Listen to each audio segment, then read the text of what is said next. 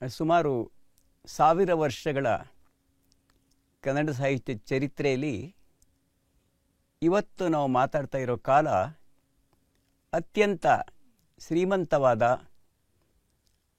ಹೊಸ ರೀತಿಯ ಬರವಣಿಗೆ ಬಂದ ಕಾಲ ಅಂತ ಹೇಳಬಹುದು.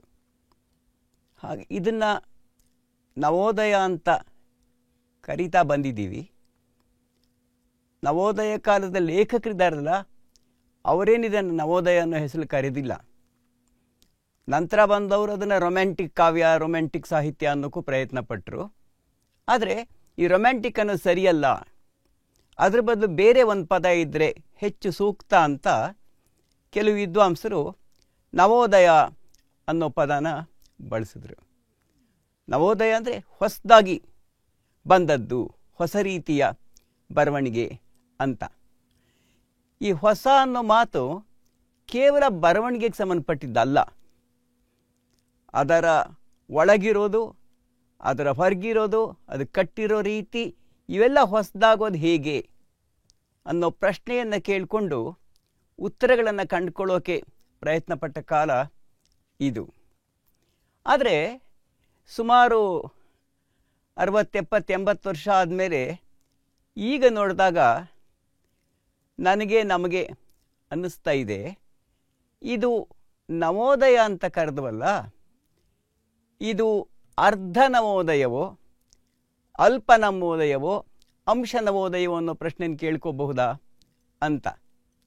ಯಾಕೆಂದರೆ ಇಡೀ ಒಂದು ಭಾಷಿಕ ಸಮುದಾಯದಲ್ಲಿ, ಒಂದು ಭಾಷೆ ಕೂಡ ಅಲ್ಲ, ಅನೇಕ ಭಾಷೆಗಳು, ಉಪಭಾಷೆಗಳು ಎಲ್ಲ ಇದ್ದಂಥ ಒಂದು ಸಮುದಾಯದಲ್ಲಿ ಎಲ್ಲೋ ಕೆಲವರು ಅದರ ಒಂದೇ ಒಂದು ಭಾಗ ತುಂಬ ವಿಶೇಷವಾಗಿ ಬರವಣಿಗೆಯಲ್ಲಿ ತೊಡ್ಕೊಂಡಾಗ, ಓದಿನಲ್ಲಿ ತೊಡ್ಕೊಂಡಾಗ, ಕತೆ, ಕವಿತೆ, ನಾಟಕ ಏನೇ ಬಂದ್ರೂ ಈ ಒಂದು ಚಿಕ್ಕ ಭಾಗನೇ ಬರಿತಿದೆ ಅನ್ನೋ ಭಾವನೆ ಬಂದಾಗ ಅದು ಯಾವ ರೀತಿಯ ಸಂಪೂರ್ಣ ನವೋದಯ ಆಗುತ್ತೆ?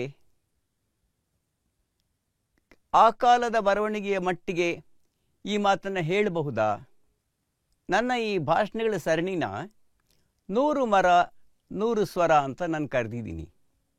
ಈ 100 ಮರಗಳಲ್ಲಿ 98 ಮರ ಒಂದೇ ಜಾತಿ ಮರ ಆಗಿಬಿಟ್ಟು ಮಿಕ್ಕ 2 ಮರ ಮಾತ್ರ ಬೇರೆ ಥರ ಆದರೆ ಏನಾಗುತ್ತೆ? ಇವತ್ತು ನಾವು ಹೇಳ್ತೀವಲ್ಲ ಮಾನೋಕಲ್ಚರ್ ಅಂತ, ನೀಲಗಿರಿ ಮರಗಳ ತೋಪು ಅಂತ ಅಂತಿರ್ತೀವಲ್ಲ, ಹಾಗಾಗ್ಬಿಡುತ್ತಾ?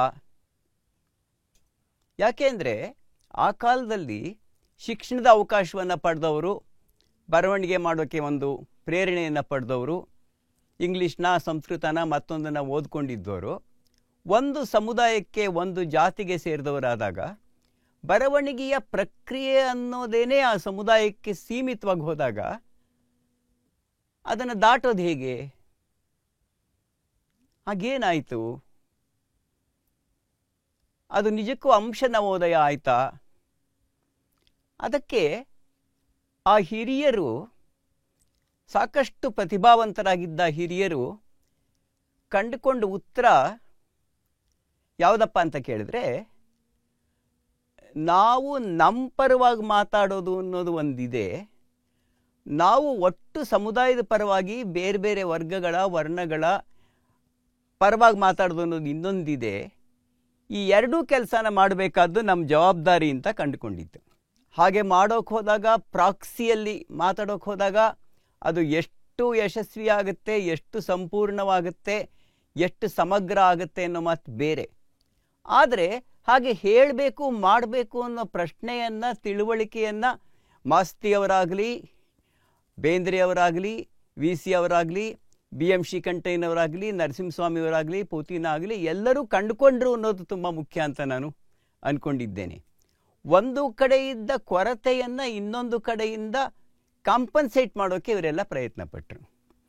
ಯಾಕೆಂದರೆ ಆವಾಗಿನ ಸನ್ನಿವೇಶ ಹಾಗಿದ್ದದ್ದಕ್ಕೆ ಹಾಗಿತ್ತು ಅಂತ ನಾವು ಹೇಳ್ಬೋದೇ ಹೊರತು ಅದಕ್ಕೆ ಅವರೇ ಜವಾಬ್ದಾರಿ ಅಂತ ಹೇಳೋಕ್ಕಾಗೋದಿಲ್ಲ. ಒಂದು ಸಾಮಾಜಿಕ ಸನ್ನಿವೇಶ ಯಾವುದೋ ಒಂದು ರೀತಿಲಿ ಇರುತ್ತೆ. ಆಗ ಬರಿಬೇಕು, ಕಲೆಯನ್ನು ಸೃಷ್ಟಿ ಮಾಡಬೇಕು ಅಂತ ಹೊರಟವರು ಒಟ್ಟು ಸನ್ನಿವೇಶವನ್ನು ನೋಡಿಬಿಟ್ಟು ಕೆಲವು ಪ್ರಶ್ನೆಗಳನ್ನು ಕೇಳ್ಕೋತಾರೆ, ಅದಕ್ಕೆ ಉತ್ತರಗಳನ್ನು ತಮ್ಮದೇ ಆದ ರೀತಿಯಲ್ಲಿ ಕೊಟ್ಕೋತಾರೆ. ಬಿ ಎಂ ಶಿ ಅವರು ಮುದಿಯರಾಮೇಗೌಡನ ಬಗ್ಗೆ ಬರೆದಾಗಲಿ, ಇನ್ನೊಬ್ಬ ಲೇಖಕ ಮಾಸ್ತಿ ಅಂಥ ಕತೆಗಾರರು, ವೆಂಕಟಿಗ, ವೆಂಕಟಸ್ವಾಮಿ, ಅನೇಕ ಇಂಥ ಬೇರೆ ಬೇರೆ ಬೇರೆ ಹಿನ್ನೆಲೆಗಳಿಂದ ಬಂದಂಥವ್ರ ಬಗ್ಗೆ ಬರೆದಾಗಲಿ ಅಷ್ಟೇ ಅಲ್ಲ ನೋಡಿ, ಬರೀ ಜಾತಿ ಪ್ರಶ್ನೆ ಅಲ್ಲ ಇದು. ಹೆಣ್ಮಕ್ಳಿಗೆ ಮಾತಾಡೋಕೆ ಅವಕಾಶನೇ ಇಲ್ಲ ಅಂತ ಬಾಯಿ ಕಟ್ಟದಂಥ ಸನ್ನಿವೇಶ ಕೂಡ ಹೌದು. ಅವ್ರಗಳ ಪರವಾಗಿ ಯಾರು ಮಾತಾಡೋದು? ಗೌತಮಿ ಹೇಳಿದ ಕತೆ ಮಾಸ್ತಿಯವ್ರದ್ದು ಆಗಲೇ ಬಂತು. ಬೇಂದ್ರೆ ಅವರ ಪುಟ್ಟ ವಿಧವೆ ಆಗಲೇ ಬಂತು. ಕುವೆಂಪುರ ಹಲವು ಬರವಣಿಗೆಗಳಲ್ಲಿ ಸೀತೆಯ ದನಿ, ಕಾವೇರಿಯ ದನಿ, ಎಲ್ಲ ದನಿಗಳು ಕೇಳಿಸೋದಕ್ಕೆ ಪ್ರಾರಂಭವಾಯಿತು. ಸಾಮಾನ್ಯವಾಗಿ ಒಂದು ಸಾಹಿತ್ಯಿಕವಾದ ಸಾಂಸ್ಕೃತಿಕವಾದ ಚಳುವಳಿ ಅನ್ನೋದು ತನಗಿಂತ ಹಿಂದೆ ಏನಿತ್ತೋ ಅದನ್ನು ನೆಗೆಟ್ ಮಾಡಿ ಅದರ ಬದಲಾಗಿ ತಾನು ಹೊಸದನ್ನು ಕೊಡ್ತಾ ಇದ್ದೀನಿ ಅಂತ ಹೊರಡುತ್ತೆ. ಪಿತೃಹತ್ಯೆ ಅಂತಾರೆ ಇದನ್ನು ಒಂದು ಪರಿಭಾಷೆಯಲ್ಲಿ. ಹಿಂದಿನದನ್ನು ನಿರಾಕರಿಸಿದಂತೆ ಮಾಡಿ ಹೊಸದನ್ನು ಸೃಷ್ಟಿಸೋದು.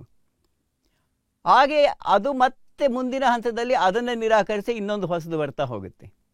ಆದರೆ ಈ ನವೋದಯ ಕಾಲದ ಹಿರಿಯರ ಜವಾಬ್ದಾರಿ ಎಷ್ಟು ಬಿಕ್ಕಟ್ಟಿಂದಾಗಿತ್ತು ಅಂದರೆ, ಅವರು ತಮಗಿಂತ ಹಿಂದೆ ಬಂದ ಹಳಗನ್ನಡಕ ಸಾಹಿತ್ಯ, ನಡುಗನ್ನಡ ಸಾಹಿತ್ಯ, ಜಾನಪದ ಸಾಹಿತ್ಯ ಇವೆಲ್ಲವನ್ನು ನಿರಾಕರಿಸೋದಕ್ಕೆ ಸಾಧ್ಯ ಇರಲಿಲ್ಲ. ಅವರು ವಾಸ್ತವವಾಗಿ ಅವುಗಳು ಹಿನ್ನೆಲೆಗೆ ಸರಿದಾಗ ಅದನ್ನು ಎತ್ತಿ ನೋಡಿ, ಪಂಪ ಹೀಗಿದ್ದಾನೆ, ಬಸವಣ್ಣವ್ರು ಹೀಗಿದ್ದಾರೆ, ಅಕ್ಕಮಹಾದೇವಿ ಹೀಗೆ ಬರೆದಿದ್ದಾಳೆ, ಕುಮಾರವ್ಯಾಸ ಬರೆದಿದ್ದಾನೆ, ಕನಕದಾಸರು ಬರೆದಿದ್ದಾರೆ ಅಂತ ತೋರಿಸ್ಬೇಕಾದ ಜವಾಬ್ದಾರಿ ಇತ್ತು ಅವರಿಗೆ. ಜನಪದ ಸಾಹಿತ್ಯ ನೋಡಿ, ಹಾಡುಗಳು ನೋಡಿ, ಮಲ್ಲಿಗೆ ದಂಡೆ ಪುಸ್ತಕ ಮಾಡಿದ್ರು, ಗರ್ತಿ ಹಾಡು ಪುಸ್ತಕ ಮಾಡಿದ್ರು, ಅರ್ಚಕರಂಗಸ್ವಾಮಿ ಇನ್ನೊಂದು ಮಾಡಿದ್ರು.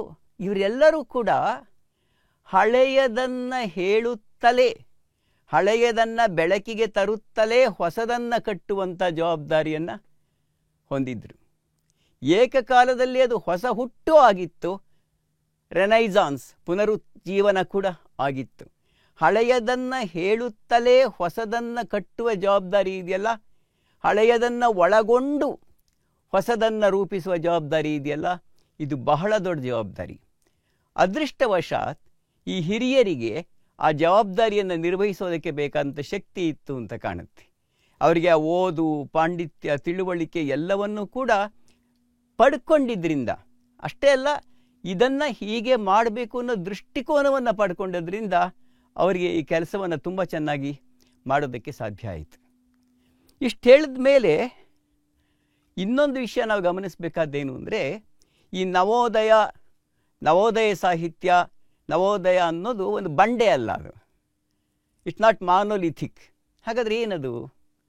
ಅದು ಬೇರೆ ಬೇರೆ ಸಾಹಿತ್ಯ ಪ್ರಕಾರಗಳಲ್ಲಿ ಬೇರೆ ಬೇರೆ ಪೋಷಾಕ್ ತೊಟ್ಟುಕೊಂಡು ಕಾಣಿಸ್ಕೊಂಡಿದೆ.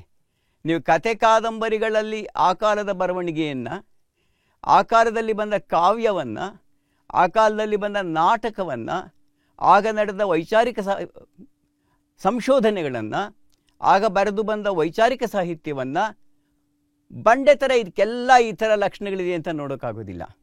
ಅವುಗಳಲ್ಲಿ ವ್ಯತ್ಯಾಸ ಇದೆ, ಬೇರೆ ಬೇರೆ ದಾರಿಗಳಿವೆ.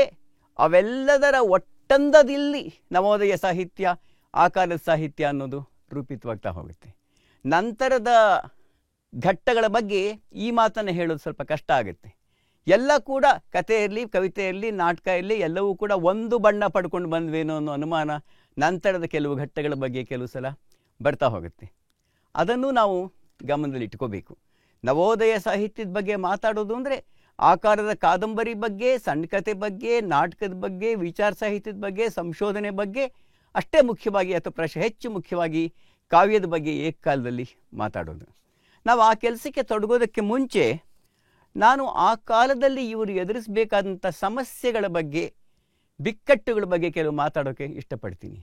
ಯಾಕೆ ಅಂತಂದರೆ, ಒಬ್ಬ ಲೇಖಕ ಏನು ಮಾಡ್ತಾನೆ ಅನ್ನೋದು, ಒಬ್ಬ ಕವಿ ಕಾದಂಬರಿಕಾರ ಏನು ಮಾಡ್ತಾನೆ ಅನ್ನೋದು, ಅದು ಅವನ ಕಾಲದ ಒಟ್ಟು ಸಮಾಜ, ಒಬ್ಬ ವ್ಯಕ್ತಿ, ಸಮಾಜದ ಬೇರೆ ಬೇರೆ ಭಾಗಗಳು, ಅವರು ಯಾವ ಸಮಸ್ಯೆಯನ್ನು ಫೇಸ್ ಮಾಡ್ತಿರ್ತಾರೆ ಅನ್ನೋದಕ್ಕೆ ಕನ್ನಡಿ ಹಿಡಿಯೋ ಅವನ ಕೆಲಸ ಮಾಡದೇ ಹೋಗ್ಬಿಟ್ರೆ ಅವನು ತನ್ನ ಕಾಲಕ್ಕೂ ಮುಖ್ಯ ಆಗೋದಿಲ್ಲ, ಬೇರೆ ಕಾಲಕ್ಕೂ ಮುಖ್ಯ ಆಗೋದಿಲ್ಲ.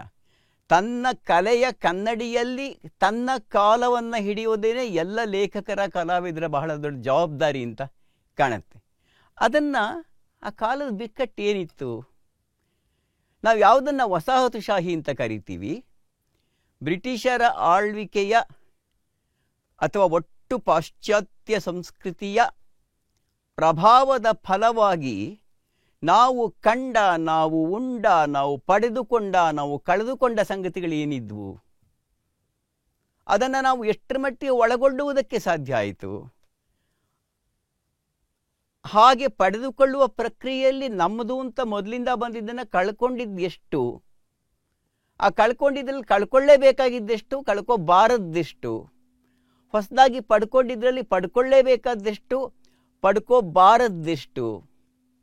ಈ ಪ್ರಶ್ನೆಗಳು ಕೇವಲ ಅವತ್ತಿನ ಪ್ರಶ್ನೆಗಳಲ್ಲ, ನಿಮಗೆಲ್ಲರಿಗೂ ಗೊತ್ತಿದೆ ಅದು ಇವತ್ತಿನ ಪ್ರಶ್ನೆ ಕೂಡ ಹೌದು, ಎಲ್ಲ ಕಾಲದ ಪ್ರಶ್ನೆಯೂ ಹೌದು. ಈ ಸ್ವೀಕಾರ ಮತ್ತು ನಿರಾಕರಣೆಗಳ ಪ್ರಶ್ನೆ ಪ್ರತಿಯೊಂದು ಕಾಲ ಕೂಡ ಒಂದು ಕಣ್ಣನ್ನು ಪಡ್ಕೊಳ್ಳುತ್ತೆ. ಆ ಕಣ್ಣು ಯಾರು ನಮ್ಮನ್ನು ಶೋಷಣೆ ಮಾಡ್ತಾ ಇದ್ದಾರೋ ಅವರೇ ಕೊಟ್ಟು ಕಣ್ಣಾದಾಗ ಏನಾಗುತ್ತೆ? ಈಗ ಬ್ರಿಟಿಷರು ನಮಗೆ ಶಿಕ್ಷಣವನ್ನು ಕೊಟ್ಟರು, ನಮ್ಮನ್ನು ಆಳ್ತಾ ಇದ್ರು, ನಮ್ಮನ್ನು ಶಿಕ್ಷಣವನ್ನೂ ಕೊಟ್ಟು ಶೋಷಣೆಯನ್ನೂ ಮಾಡಿದ ಒಂದು ಸಮುದಾಯವಾದಾಗದು. ಆ ಶೋಷಣೆ ಮಾಡ್ತಾ ಇರ್ತಕ್ಕಂಥವರು ಕೊಟ್ಟ ಶಿಕ್ಷಣದ ಕಣ್ಣು ನಮಗೆ ಏನನ್ನು ಕಲಿಸುತ್ತೆ? ಯಾವುದನ್ನು ಹೇಗೆ ನೋಡುವುದನ್ನು ಕಲಿಸುತ್ತೆ?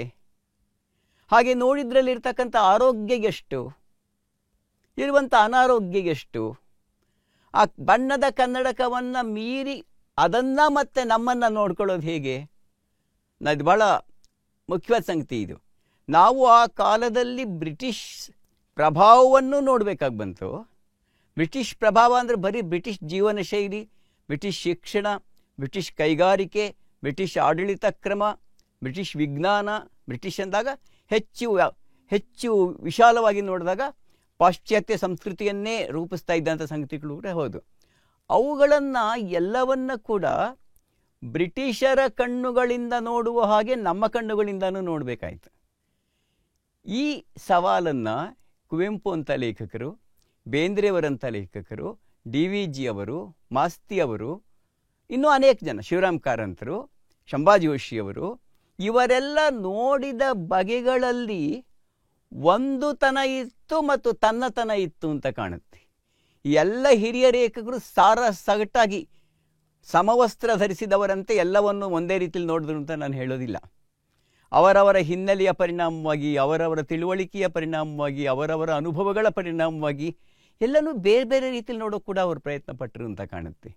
ಈ ಎಲ್ಲ ನೋಡುವ ಕ್ರಮಗಳ ಜೊತೆಯಲ್ಲೇನೆ ಇದು ಸಮುದಾಯಗಳನ್ನು ಎಷ್ಟರ ಮಟ್ಟಿಗೆ ಬದಲಾವಣೆ ಮಾಡ್ತಾ ಇತ್ತಾ ಇಲ್ವಾ ಅನ್ನೋ ಪ್ರಶ್ನೆ ಬೇರೆ ಒಂದು ಇದ್ದೇ ಇದೆ.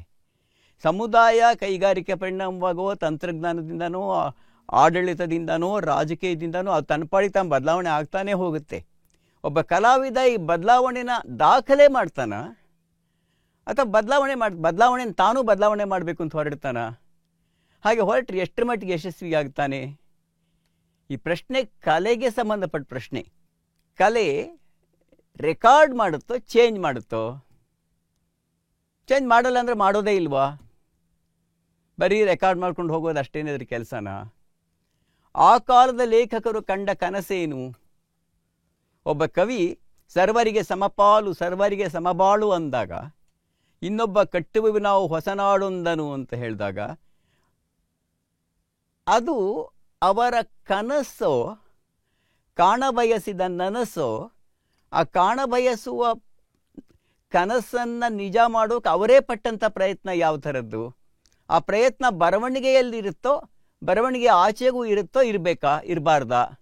ಈ ಎಲ್ಲ ಬಿಕ್ಕಟ್ಟಿನ ಪ್ರಶ್ನೆಗಳನ್ನು ಈ ಲೇಖಕರು ಬಹಳ ಸರಿಯಾಗಿ ಎದುರಿಸಿದ್ರು ಅಂತ ಕಾಣುತ್ತೆ. ವಸಾಹತುಶಾಹಿಯನ್ನು ನೋಡುವುದು, ವಸಾಹತುಶಾಹಿಯನ್ನು ಮೀರುವುದು, ಕನಿಷ್ಠ ಪಕ್ಷ ಬರವಣಿಗೆಯಲ್ಲಿ ಮೀರುವುದು ಮತ್ತು ಒಳಗೊಳ್ಳುವುದು, ಇದೆಲ್ಲವೂ ಕೂಡ ಏಕಕಾಲದಲ್ಲಿ ಆಗಬೇಕಾಗಿದ್ದಂಥ ತುಂಬ ಜಟಿಲವಾದ ಪ್ರಶ್ನೆ.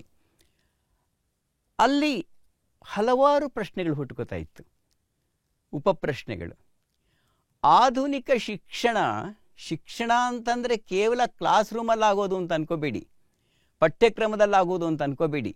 ನಾವು ಒಂದು ಟೆಲಿಗ್ರಾಫ್, ಒಂದು ಹೋಟೆಲ್, ಒಂದು ರೈಲ್ವೆ, ಇದು ಕೂಡ ಬದಲಾವಣೆ ಮಾಡ್ತಕ್ಕಂಥ ಸಂಗತಿಗಳೇ ಆಗಿರುತ್ತೆ.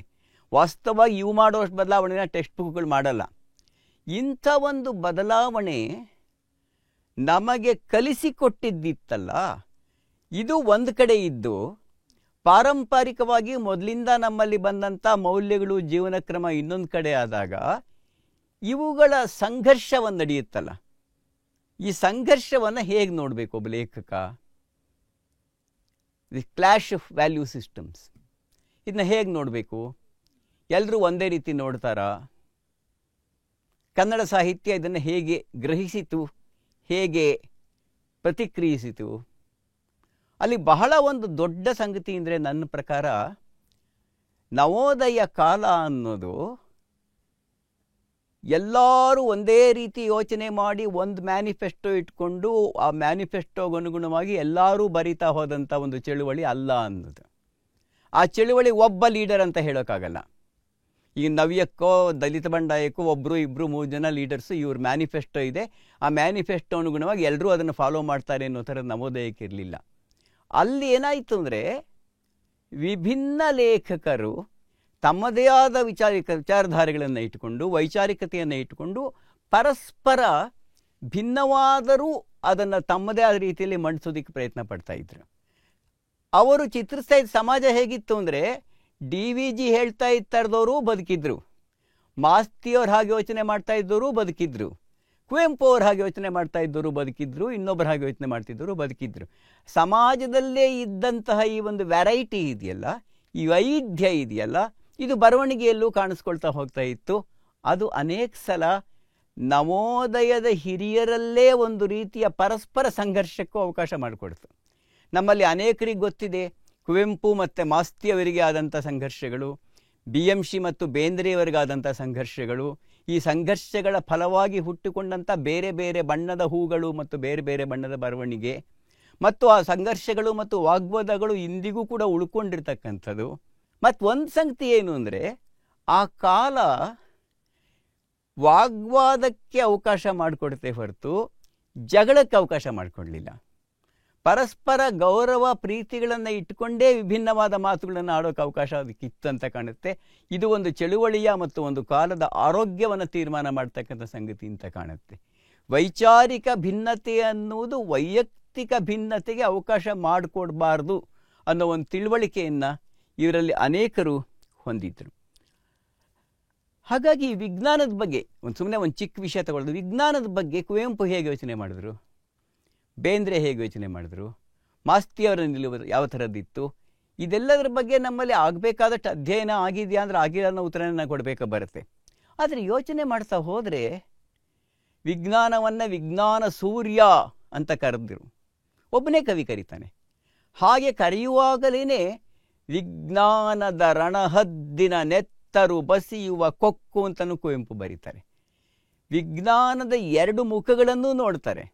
ಒಬ್ಬ ಎಂಜಿನಿಯರ್ನ ಯಂತ್ರರ್ಷಿ ಅಂತ ಕರೀತಾರೆ, ವಿಜ್ಞಾನಿಯನ್ನು ತುಂಬ ಗ್ಲೋಯಿಂಗ್ ಟರ್ಮ್ಸಲ್ಲಿ ಅವರನ್ನು ಹೊಗಳ್ತಾ ಇರ್ತಾರೆ. ಆದರೆ ವಿಜ್ಞಾನ ಮತ್ತು ಕೈಗಾರಿಕೆಗಳು ಮಾಡ್ತಾ ಇರ್ತಕ್ಕಂಥ ಅಪಾಯಗಳನ್ನು ಕೂಡ ಗುರುತಿಸ್ತಾ ಹೋಗ್ತಾ ಇರ್ತಾರೆ.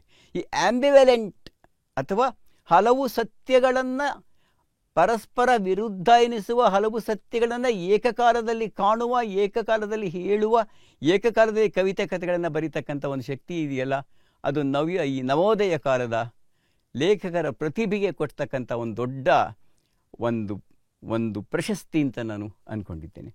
ಹಾಗೆಯೇ ಇನ್ನೊಂದು ಅಂಶ, ಒಂದು ಸಮಾಜದಲ್ಲಿ ವ್ಯಕ್ತಿ ಮುಖ್ಯ ಆಗ್ತಾನ, ಒಟ್ಟು ಸಮುದಾಯ ಮುಖ್ಯ ಆಗುತ್ತಾ? ಒಂದು ಇಡೀ ಕಮ್ಯುನಿಟಿ ಏನು ಹೇಳುತ್ತೆ ಆ ಕಮ್ಯುನಿಟಿಯ ಮಾತುಗಳಿಗೆ ವಿಧೇಯನಾಗಿರುವುದಷ್ಟೇ ವ್ಯಕ್ತಿಯ ಜವಾಬ್ದಾರಿ, ವ್ಯಕ್ತಿಯ ಕರ್ತವ್ಯ ಅನ್ನೋ ಒಂದು ಸನ್ನಿವೇಶಕ್ಕೂ, ಇಲ್ಲ ವ್ಯಕ್ತಿಗೆ ತನ್ನದೇ ಆದ ಒಂದು ಬದುಕಿದೆ, ತನ್ನದೇ ಆದ ಒಂದು ಇಚ್ಛಾಶಕ್ತಿ ಇದೆ, ತನ್ನ ಇಷ್ಟಕ್ಕೆ ತಕ್ಕ ಹಾಗೆ ತನ್ನ ಇಷ್ಟಕ್ಕೆ ಸರಿಯಾಗಿ ಬದುಕೋದಕ್ಕೆ ಅವನಿಗೊಂದು ಹಕ್ಕಿದೆ ಅನ್ನೋ ಒಂದು ತಿಳುವಳಿಕೆ ಇದೆಯಲ್ಲ, this clash between individuality and the community ಅನ್ನೋದು, ಇದು ಆ ಕಾಲಕ್ಕಾಗಲೇ ಸಾಕಷ್ಟು ಮಟ್ಟಿಗೆ ಕಾಣ್ತಾ ಇತ್ತು ಅಂತ ನಾನು ಅಂದ್ಕೊಂಡಿದ್ದೇನೆ. ನವೋದಯ ಕಾಲದ ಕತೆ ಕಾದಂಬರಿಗಳಲ್ಲಿ, ಕವಿತೆಗಳಲ್ಲಿ ಬರ್ತಕ್ಕಂಥ ಒಬ್ಬ ನಾಯಕ ಅನ್ನೋ ಪದಕ್ಕಿಂತ ಪ್ರೊಟಾಗನಿಸ್ಟ್, ಅಲ್ಲಿ ಅನುಭವಗಳನ್ನು ಪಡಿತಾ ಇರ್ತಕ್ಕಂಥ ವ್ಯಕ್ತಿ ಇರ್ತಾನಲ್ಲ, ಅವನಿಗೆ ತನ್ನ ಸುತ್ತಲಿನ ಸಮುದಾಯ ಏನು ಮತ್ತು ತಾನು ಏನು, ತಾನು ಏನಾಗಿದ್ದೇನೆ, ಏನಾಗಬೇಕಾಗಿದೆ, ಸಮುದಾಯದಲ್ಲಿ ಆಗ್ತಾ ಇರುವುದನ್ನು ತಾನು ಹೇಗೆ ತೆಗೆದುಕೊಳ್ಳಬೇಕು, ಅದನ್ನು ಹೇಗೆ ಮೀರಬೇಕು, ಸಮುದಾಯದ ಇಚ್ಛಾಶಕ್ತಿಯನ್ನು ಮೀರುವುದರ ಮೂಲಕವೇ ಸಮಾಜವನ್ನು ಬದಲಾವಣೆ ಮಾಡೋಕ್ಕಾಗುತ್ತಾ? ಇದು ಒಂದು ರೀತಿಯಲ್ಲಿ ಕೇವಲ ಕರ್ನಾಟಕದಲ್ಲಿ ಕನ್ನಡದಲ್ಲಿ ಆಯಿತು ಅಂತಲ್ಲ. ಇದು ಗಾಂಧೀಜಿ ಕೊಟ್ಟ ತಿಳುವಳಿಕೆ, ಇದು ಅಂಬೇಡ್ಕರ್ ಅವರು ಕೊಟ್ಟ ತಿಳುವಳಿಕೆ, ಇದು ರವೀಂದ್ರನಾಥ್ ಟ್ಯಾಗೋರ್ ಅವರು ಕೊಟ್ಟ ತಿಳುವಳಿಕೆ, ಇದು ಮಹರ್ಷಿ ಅರವಿಂದ್ರ ಕೊಟ್ಟ ತಿಳುವಳಿಕೆ, ಇದು ಅನೇಕ ಸಮಾಜ ಸುಧಾರಕರು ಕೊಟ್ಟ ತಿಳುವಳಿಕೆ. ಈ ತಿಳುವಳಿಕೆಯನ್ನು ಕಲೆ ಒಳಗೊಂಡಾಗ ಏನಾಗುತ್ತೆ ಅಂದರೆ, ಸಾಹಿತ್ಯ ಒಳಗೊಂಡಾಗ ಏನಾಗುತ್ತೆ ಅಂತಂದರೆ, ಆತ ತನ್ನತನ ಮತ್ತು ಸಾಮುದಾಯಿಕತೆ ಇವೆರಡರ ನಡುವಿನ ಸಂಬಂಧಗಳ ಬಗ್ಗೆ ಯೋಚನೆ ಮಾಡ್ತಾನೇ ಹೋಗ್ತಾ ಇರ್ತಾನೆ. ಇಲ್ಲಿರ್ತಕ್ಕಂಥ ಒಂದು ಅಪಾಯ ಏನು ಅಂತಂದರೆ, ನಾನು ಸಮುದಾಯವನ್ನು ಶತ್ರುವಾಗಿ ನೋಡಬೇಕಾ, ಸಮುದಾಯವನ್ನು ನನ್ನ ಜೊತೆಯಲ್ಲಿದೆ ಇದು ಅಂತ ನೋಡಬೇಕಾ ಅಂತ ಅನ್ನೋದು. ಒಂದು ಲಿಟರರಿ ಮೂಮೆಂಟ್, ಒಂದು ಸಾಹಿತ್ಯಿಕ ಚಳವಳಿ ಏನು ಮಾಡ್ಬೋದು ಅಂದರೆ, ಸಮುದಾಯದಲ್ಲಿರೋದೆಲ್ಲ ಕೆಟ್ಟದ್ದು, ಸಮಾಜ ಎಲ್ಲ ಕೆಟ್ಟದ್ದು, ನಾನು ತುಂಬ ಭಿನ್ನವಾಗಿದ್ದೇನೆ, ನನಗೆ ತುಂಬ ಅನ್ಯಾಯ ಆಗ್ತಾ ಇದೆ, ನನ್ನನ್ನು ಇಡೀ ಸಮಾಜವೇ ಶೋಷಣೆ ಮಾಡ್ತಾ ಇದೆ. ಅಡಿಗರು ಆಮೇಲೆ ಸಮಾಜ ಭೈರವ ಅಂತ ಕರೆದರು ಸಮಾಜವನ್ನು. ನನ್ನನ್ನು ನುಂಗಿ ನೊಣಿತಾ ಇದೆ ಸಮಾಜ ಅಂತ ಕರೆದರು. ಕಟ್ಟುವೆವು ನಾವು ಅಂತ ಹೇಳಿದ ಅಡಿಗರೇ ಕಳೆದ್ರು. ಅದಾಮೇಲೆ ವಿಷಯ ಆಮೇಲೆ ನೋಡೋಣ. ನನಗನ್ಸುತ್ತೆ ನವೋದಯ ಕಾಲದ ಅನೇಕ ಹಿರಿಯರು ಸಮುದಾಯದಿಂದ ಭಿನ್ನವಾಗಿದ್ದರೂ ಸಮುದಾಯವನ್ನು ಬಿಟ್ಟು ಹೋಗಬೇಕು ಅಂತ ಅಂದ್ಕೊಂಡವರಲ್ಲ.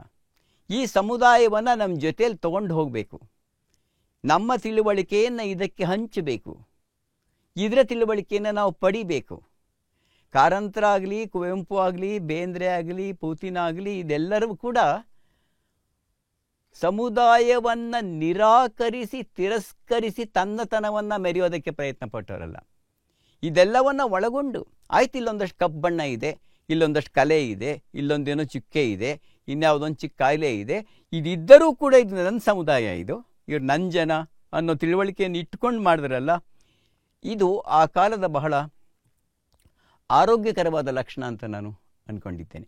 ಇಂಗ್ಲೀಷ್ನ ಒಂದು ಮಾತನ್ನ ಬಳಸೋದಾದರೆ, they were all integrated artists, not alienated artists. ಅವರು ಸಮಾಜದಿಂದ ದೂರವಾಗೋದಕ್ಕೆ ಇಷ್ಟಪಟ್ಟ ಕಲಾವಿದರಲ್ಲ, ಸಮಾಜದೊಂದಿಗೆ ಸಮುದಾಯದೊಂದಿಗೆ ಒಂದಾಗೋದಕ್ಕೆ ಇಷ್ಟಪಟ್ಟ ಕಲಾವಿದರು. ಇದು ಇನ್ನೊಂದು ನಾವು ಗಮನಿಸಬೇಕಾದಂಥ ನವೋದಯ ಸಾಹಿತ್ಯದ ಒಟ್ಟು ಲಕ್ಷಣವಾಗೇ ಇದನ್ನು ಗಮನದಲ್ಲಿ ಇಟ್ಕೋಬೇಕಾದ್ದು. ಆಯ್ತಪ್ಪ, ಇವರೆಲ್ಲ ಹೀಗಿದ್ದಾರೆ, ಚೋಮಂದುಡಿ ಸಂಕಪಯ್ಯ ಹೀಗಿದ್ದಾನೆ, ಕಾಂದೂರು ಹೆಗ್ಗಡ್ತಿ ಚಂದ್ರಯ್ಯಗೌಡರು ಹೀಗಿದ್ದಾರೆ, ಈ ಬೇರೆ ಬೇರೆ ಕವಿತೆಗಳಲ್ಲೂ ಕೂಡ ಇಂಥವ್ರು ಬರ್ತಾರೆ, ಇವರೆಲ್ಲ ಇದ್ದಾರಲ್ಲ, ಇವರೆಲ್ಲ ಮನುಷ್ಯರೇ ಅಲ್ವಾ, ನಮ್ಮವರೇ ಅಲ್ವಾ, ಇವ್ರನ್ನ ಯಾಕೆ ಬಿಡಬೇಕು, ಇವ್ರು ಹೇಗೆ ಬದಲಾಗ್ತಾರೆ, ಇವ್ರಿಗೇನೋ ತಪ್ಪಿದ್ದೆಲ್ಲ ತಿದ್ದಿದ್ರಾಯ್ತು. ಆ್ಯಕ್ಚುಲಿ ಕುವೆಂಪು ಬಹಳ ಚೆನ್ನಾಗಿ ಹೇಳಿರೋ ಹಾಗೆ, ಪಾಪಿಗುಂ ಉದ್ಧಾರ ಮಿಹುದವು, ನಾನು ಯಾರನ್ನ ಪಾಪಿ ಅಂತ ಕರಿತೀನಿ ಅವನಿಗೂ ಒಂದು ಉದ್ಧಾರದ ಸಾಧ್ಯತೆ ಇದೆಯಲ್ಲ. ಇದು ಒಟ್ಟು ಆ ಸಂಗತಿಯ ಬಗ್ಗೆನೇ ಇಟ್ಕೊಂಡಂಥ ಒಂದು ದೃಷ್ಟಿಕೋನ ಅಂತ ಕಾಣುತ್ತೆ. ಸುಧಾರಣೆಯ ಬಯಕೆ, ಗತಕಾಲದ ಮೌಲ್ಯಗಳನ್ನು ಮತ್ತೆ ತರಬೇಕು ಅನ್ನೋ ಬಯಕೆ, ಇವೆರಡೂ ಕೂಡ ಏಕಕಾಲದಲ್ಲಿ ನಡೀತಾ ಇರುತ್ತೆ. Nostalgia about the past and the desire to reform. ಪ್ರಾಯಶಃ ಇಲ್ಲೂ ಕೂಡ ಗಾಂಧೀಜಿಯ ಮಾದರಿ ಯಾವ ಥರದ್ದಿತ್ತು. ಗಾಂಧೀಜಿ ಯಾವುದನ್ನು ಸಾರಾಸಗಟಾಗಿ ರಿಜೆಕ್ಟ್ ಮಾಡೋಕ್ಕೆ ಪ್ರಯತ್ನ ಪಡ್ತಾ ಇರಲಿಲ್ಲ. ಹಳೆಯದನ್ನು ಮಾಸ್ತಿ ಅವರು ಹಾಗೆ ಮಾಡೋಕ್ಕೆ ಇಷ್ಟನೇ ಪಡ್ತಾ ಇರಲಿಲ್ಲ. ಆದರೆ ವ್ಯತ್ಯಾಸ ಏನು ಅಂತಂದರೆ, ಕಳೆದ ಕಾಲವನ್ನು ಸುವರ್ಣಯುಗ ಅಂತ ಕರ್ಕೊಳ್ಳೋದಕ್ಕೂ ಕಳೆದ ಕಾಲವನ್ನು ವಿಷಮತೆ ಮತ್ತು ಗುಣಗಳ ಒಂದು ಸಂಕೀರ್ಣ ಕಾಲ ಅಂತ ಕಾಣೋದಕ್ಕೂ ವ್ಯತ್ಯಾಸ ಇರುತ್ತೆ. ಕುವೆಂಪು ಇದನ್ನು ಕಾಣೋದ್ರಲ್ಲಿ ಪಡೆದ ಯಶಸ್ಸಿಗೂ ಬೇರೆ ಅನೇಕ ಅವರ ಸಮಕಾಲೀನ ಲೇಖಕರು ಪಡೆದಂಥ ಯಶಸ್ಸಿಗೂ ಏನು ವ್ಯತ್ಯಾಸ ಇದೆ ಅನ್ನೋದನ್ನು ಗಮನಿಸಿದಾಗ ನಮಗೆ ನವೋದಯದ ಕೆಲವು ಬಿಕ್ಕಟ್ಟುಗಳು ಮತ್ತು ಶಕ್ತಿಗಳು ಗೊತ್ತಾಗುತ್ತೆ ಅಂತ ಕಾಣುತ್ತೆ. ಹಾಗೆ ಯೋಚನೆ ಮಾಡಿ, ಹಿಂದೆ ಈಗಿನ ಕಾಲ ಕೆಟ್ಟ ಕಾಲ ಅಂತ ಹೇಳಕ್ಕೆ ಹೊರಟಾಗ ಹಿಂದೆ ಇದ್ದಿದ್ದೆಲ್ಲ ತುಂಬ ಚೆನ್ನಾಗಿತ್ತು, ದಟ್ ದಿ ಗೋಲ್ಡನ್ ಏಜ್ ಅಂತ ಅಂದ್ಕೊಳ್ಳೋ ಗುಣ ಈಗಲೂ ನಮ್ಮ ಸಂಸ್ಕೃತಿಯಲ್ಲಿ ಕಂಡು ಬರ್ತಾ ಇದೆ. ಈ ಎಲ್ಲ ಮಾತುಗಳು ಕೂಡ ಕೇವಲ 100 ವರ್ಷಗಳ ಹಿಂದಿನ ಸನ್ನಿವೇಶದ ಬಗ್ಗೆ ಮಾತಾಡ್ತಿರೋದು ಅಂತ ಅನ್ಕೋಬೇಡಿ ನೀವು. ಇವತ್ತಿನ 2023ನೇ ಇಸ್ವಿನಲ್ಲೂ ಇಂಥ ಒಂದು ಪ್ರಯತ್ನ ನಡೀತಾ ಇರುತ್ತೆ. ಕಳೆದದ್ದು ಹೊನ್ನಿನ ಕಾಲ, ಈಗ ಇರುವುದು ದುಷ್ಟ ಕಾಲ, ಇದೆಲ್ಲವನ್ನು ಪಕ್ಕಕ್ಕೆ ಇಟ್ಬಿಟ್ಟು ಹಳೆಯದನ್ನು ಮತ್ತೆ ವಾಪಸ್ ತರ್ತೀವಿ ಅನ್ನೋದು ರಿವೈವಲಿಸ್ಟ್ ಇದೆಯಲ್ಲ, ರಿವೈವಲಿಸಮ್ ಇದೆಯಲ್ಲ, ಅದರ ಅಪಾಯಗಳನ್ನು ಕೂಡ ನವೋದಯ ಕಾಲ ಮನಗಂಡಿತು ಅಂತ ಕಾಣುತ್ತೆ. ನವೋದಯ ಕಾಲ ಇಂಗ್ಲೀಷ್ನಲ್ಲಿ ಹೇಳಿದಾಗೆ throwing the baby away with the bath water ಅನ್ನೋ ಮಾತನ್ನ ಹೇಳ್ತಾರೆ. ಅದನ್ನು ಹಳೆಯದನ್ನು ಪೂರ್ತಿ ಬಿಡದೆ ಹೊಸದನ್ನು ಕಾಪಾಡಿಕೊಳ್ಳೋದು ಹೇಗೆ? ಹೆಣ್ಣಿನ ಶಕ್ತಿಯೋ, ದಲಿತರ ಶಕ್ತಿಯೋ, ಸಮುದಾಯಗಳ ಶಕ್ತಿಯೋ, ಭಕ್ತಿಯ ಶಕ್ತಿಯೋ, ಒಂದು ಒಂದು ಸಂಘ ಜೀವನ ಅಂತೀವಲ್ಲ ನಾವು, ಒಟ್ಟಾಗಿ ಬದುಕುವುದರ ಲಕ್ಷಣಗಳೇನು? ಪರಸ್ಪರ ಭಿನ್ನವಾಗಿರುವುದು ಕೂಡ ಒಟ್ಟಾಗಿ ಇರುವುದು ಹೇಗೆ ಅನ್ನೋದು ಎಲ್ಲ ಕಾಲದ ದೊಡ್ಡ ಸವಾಲು ಅಂದ್ಕೊಂಡಿದ್ದೀನಿ. ನವೋದಯ ಈ ಭಿನ್ನತೆ ಮತ್ತು ಒಟ್ಟಾಗಿ ಇರುವುದಕ್ಕೆ ಬಗ್ಗೆ ಮತ್ತೆ ಯೋಚನೆ ಮಾಡ್ತಾ ಇತ್ತು. ಒಂದು ಹಳ್ಳಿ ಅನ್ನೋದ್ರಲ್ಲಿ ಎಲ್ಲರೂ ಒಂದೇ ಥರ ಇರಲ್ಲ, ಇರೋಕ್ಕೆ ಸಾಧ್ಯವೂ ಇಲ್ಲ, ಯಾವಾಗಲೂ ಸಾಧ್ಯ ಇಲ್ಲ. ಹಾಗಂದ ತಕ್ಷಣ ಒಬ್ಬರೊಬ್ಬರು ಕಚ್ಚಾಡ್ತಾ ಇರಬೇಕಾ? ಹಲವು ಧರ್ಮ ಇರುತ್ತೆ, ಹಲವು ಜಾತಿ ಇರುತ್ತೆ. ಹಾಗಂದ ತಕ್ಷಣ ಹಿಂದಂಗೆ ಇತ್ತು ಅಂತಾನ? ಎಲ್ಲ ಹೊಂದಾಣಿಕೆ ಮಾಡಿಕೊಂಡೇ ಇದ್ರಲ್ಲ, ಪರಸ್ಪರ ವಿರೋಧವೇ ಇರಲಿಲ್ಲ, ಶೋಷಣೆನೇ ಇರಲಿಲ್ಲ, ಜಗಳನೇ ಇರಲಿಲ್ಲ. ಹಾಗನ್ಕೊಂಡ್ರೆ ಅದು ತಪ್ಪು. ಸೊ ಹಿಂದೆ ಇದ್ದದ್ದು ಹೇಗೆ, ಅದರಲ್ಲಿದ್ದಂತಹ ಒಳಿತು ಯಾವುದು, ಹಿಂದೆ ಇಲ್ಲದೇ ಇದ್ದದ್ದು ಯಾವುದು, ಮತ್ತು ಅದು ಯಾಕೆ ಕೆಟ್ಟದಾಗಿತ್ತು, ಈ ಎರಡನ್ನೂ ಕಾಣುವಂಥ ಕಣ್ಣುಗಳನ್ನು ನವೋದಯದ ಒಟ್ಟು ನೋಟ ಅಂದಾಗ ಖಂಡಿತ ಕಾಣ್ಬೋದು ಅಂತ ಅನಿಸುತ್ತೆ. ಯಾರೋ ಕೆಲವರು ಸ್ವಲ್ಪ ಹಿಂದಿನ ಕಡೆಗೆ ವಾಲಿರ್ಬೋದು, ಇನ್ಯಾರೋ ಕೆಲವರು ಹಿಂದಿನ ಕಡೆಗೆ ವಾಲಿರಬಹುದು. ಕೆಲವರಲ್ಲಿ ಸುಧಾರಣೆಯ ಹಂಬಲ ಸ್ವಲ್ಪ ಜಾಸ್ತಿ ಇರ್ಬೋದು, ಇನ್ನು ಕೆಲವರಲ್ಲಿ ಹಿಂದೆ ಸರಿಯುವಿಕೆಯ ಹಂಬಲ ಸ್ವಲ್ಪ ಕಮ್ಮಿ ಇರ್ಬೋದು.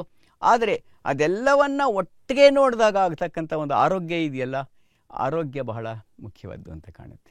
ಅದಕ್ಕೆ ನನಗೆ ಮತ್ತೆ ನಾನು ಹೇಳ್ತಾ ಇರೋದು, ಈ ಎಲ್ಲ ಕಾಲದ ತಿಳುವಳಿಕೆಯ ಒಂದು ಕೂಡು ಬಿಂದುವಾಗಿ ನಾವು ಕುವೆಂಪು ನೋಡೋಕ್ಕೆ ಸಾಧ್ಯ ಅಂತ ಹೇಳ್ತಕ್ಕಂಥದ್ದು. ಅವರು ಉಪನಿಷತ್ತುಗಳನ್ನು ಗುರುತಿಸುತ್ತಲೇ ಧಾರ್ಮಿಕತೆಯನ್ನು, ಡಾಂಬಿಕತೆಯನ್ನು, ಪುರೋಹಿತ ಕೇಂದ್ರಿತವಾದ ಸಂಸ್ಕೃತಿಯನ್ನು ನಿರಾಕರಿಸ್ತಾ ಹೋದರು. ಈ ಸಮತೋಲನ ಇದೆಯಲ್ಲ, ಈ ಸಮತೋಲನ ಒಟ್ಟಂದದಲ್ಲಿ ನವೋದಯ ಇದನ್ನು ಕಾಪಾಡಿಕೊಳ್ಳುತ್ತೆ ಅಂತ ಕಾಣುತ್ತೆ. ಆಧುನಿಕತೆಯನ್ನು ಒಳಗೊಳ್ಳುತ್ತಲೂ ಹಳೆಯದನ್ನು ಕಾಪಾಡಿಕೊಳ್ತಕ್ಕಂಥದ್ದು. ಮುಂದಿನ ಅಂಶ, ಆ ಕಾಲದ ಇನ್ನೊಂದು ದೊಡ್ಡ ಪ್ರಶ್ನೆ ಎಂದರೆ, ಅದು ಈ ಕಾಲದ ಪ್ರಶ್ನೆ ಕೂಡ ಆಗಿದೆ ನೋಡಿ, ದೇಶ ಮುಖ್ಯನ ಪ್ರಾದೇಶಿಕತೆ ಮುಖ್ಯನ ಅಂತ ಅನ್ನೋದು. ಪ್ರಾದೇಶಿಕತೆಯೇ ಅಪಾಯಕಾರಿ ಅನ್ನೋ ಮಾತುಗಳು ಕೂಡ ಕೇಳಿಬರ್ತಾ ಇರುತ್ತೆ ಇವಾಗ. ರಾಷ್ಟ್ರೀಯತೆ ಅನ್ನೋದು ಪ್ರಾದೇಶಿಕತೆಗಿಂತ ಬಹಳ ಬಹಳ ಮುಖ್ಯವಾದ್ದು ಅಂತ ಅನ್ನೋದು. ಆ ಕಾಲದವರು ಕನ್ನಡ ಸಂಸ್ಕೃತಿಯನ್ನು ಕಾಪಾಡ್ತಾನೆ. ನಿಮಗೆ ಎಲ್ಲರಿಗೂ ಗೊತ್ತಿದೆ, ಆ ಕಾಲದ ಮುಖ್ಯವಾದ ಚಳುವಳಿಗಳು ಅಂದರೆ ಒಂದು ಏಕೀಕರಣ ಚಳುವಳಿ, ಇನ್ನೊಂದು ಸ್ವಾತಂತ್ರ್ಯ ಚಳುವಳಿ. ಅವೆರಡನ್ನು ಒಟ್ಟಿಗೆ ಹ್ಯಾಂಡಲ್ ಮಾಡೋದು ಹೇಗೆ? ಒಂದು ದೇಶದ ಬಗ್ಗೆ ಮಾತಾಡುತ್ತೆ, ಒಂದು ರಾಜ್ಯದ ಬಗ್ಗೆ, ಭಾಷೆ ಬಗ್ಗೆ ಮಾತಾಡುತ್ತೆ. ಇವು ಪರಸ್ಪರ ವಿರುದ್ಧವಾದ ಶಕ್ತಿಗಳು, ಪರಸ್ಪರ ಒಂದಾದ ಶಕ್ತಿಗಳು. ಅದನ್ನು ಬಹಳ ಚೆನ್ನಾಗಿ ಹೇಳ್ತಾರೆ. ಒಬ್ಬ ಒರಿಸ್ಸಾ ಕವಿ ತುಂಬ ಚೆನ್ನಾಗಿ, ನಂಗೆ ಇವತ್ತಿಗೂ ಅದು ಇಷ್ಟ. ಅದು ಭಾರತ ಪಂಕಜದಳಂ ಅನ್ನೋ ಮಾತು ಹೇಳ್ತಾರೆ ಅವರು. ಭಾರತ ಎನ್ನುವುದನ್ನು ಒಂದು ಕಮಲ ಅಂತ ಅಂದ್ಕೊಂಡ್ರೆ, ಒಂದು ಕಮಲದ ದಳವಾಗಿ ಒಂದು ಭಾಷೆ ಇರುತ್ತೆ, ಒಂದು ಸಂಸ್ಕೃತಿ ಇರುತ್ತೆ ಅಂತ. ಅದನ್ನೇ ಬೇಂದ್ರೆ ಕನ್ನಡ ಕಂದವನ ಲಾಲಿ ಅನ್ನೋ ಪದ್ಯ ಬರೆದ್ರು, ಕುವೆಂಪು ಜಯ ಭಾರತ ಜನನೀಯ ತನುಜ ಅಂತ ಬರೆದ್ರು. ಸೊ ಇಲ್ಲಿ ದಯವಿಟ್ಟು ಯೋಚನೆ ಮಾಡಿ, ಅದು ದೇಶಭಕ್ತಿಯನ್ನು ಧಾರ್ಮಿಕವಾಗಿ ಉಪಯೋಗಿಸಬಹುದಾ ಅನ್ನೋ ಒಂದು ಪ್ರಯತ್ನಗಳು ನಡೀತಾ ಇದ್ದ ಕಾಲ. ಒಂದು ಕಡೆ ಬಂಕಿಂಚಂದ್ರರ ಬರವಣಿಗೆ ಇತ್ತು, ಇನ್ನೊಂದು ಕಡೆ ಹರಿನಾರಾಯಣ ಆಪ್ಟೆ ಅವರ ಬರವಣಿಗೆ ಇತ್ತು.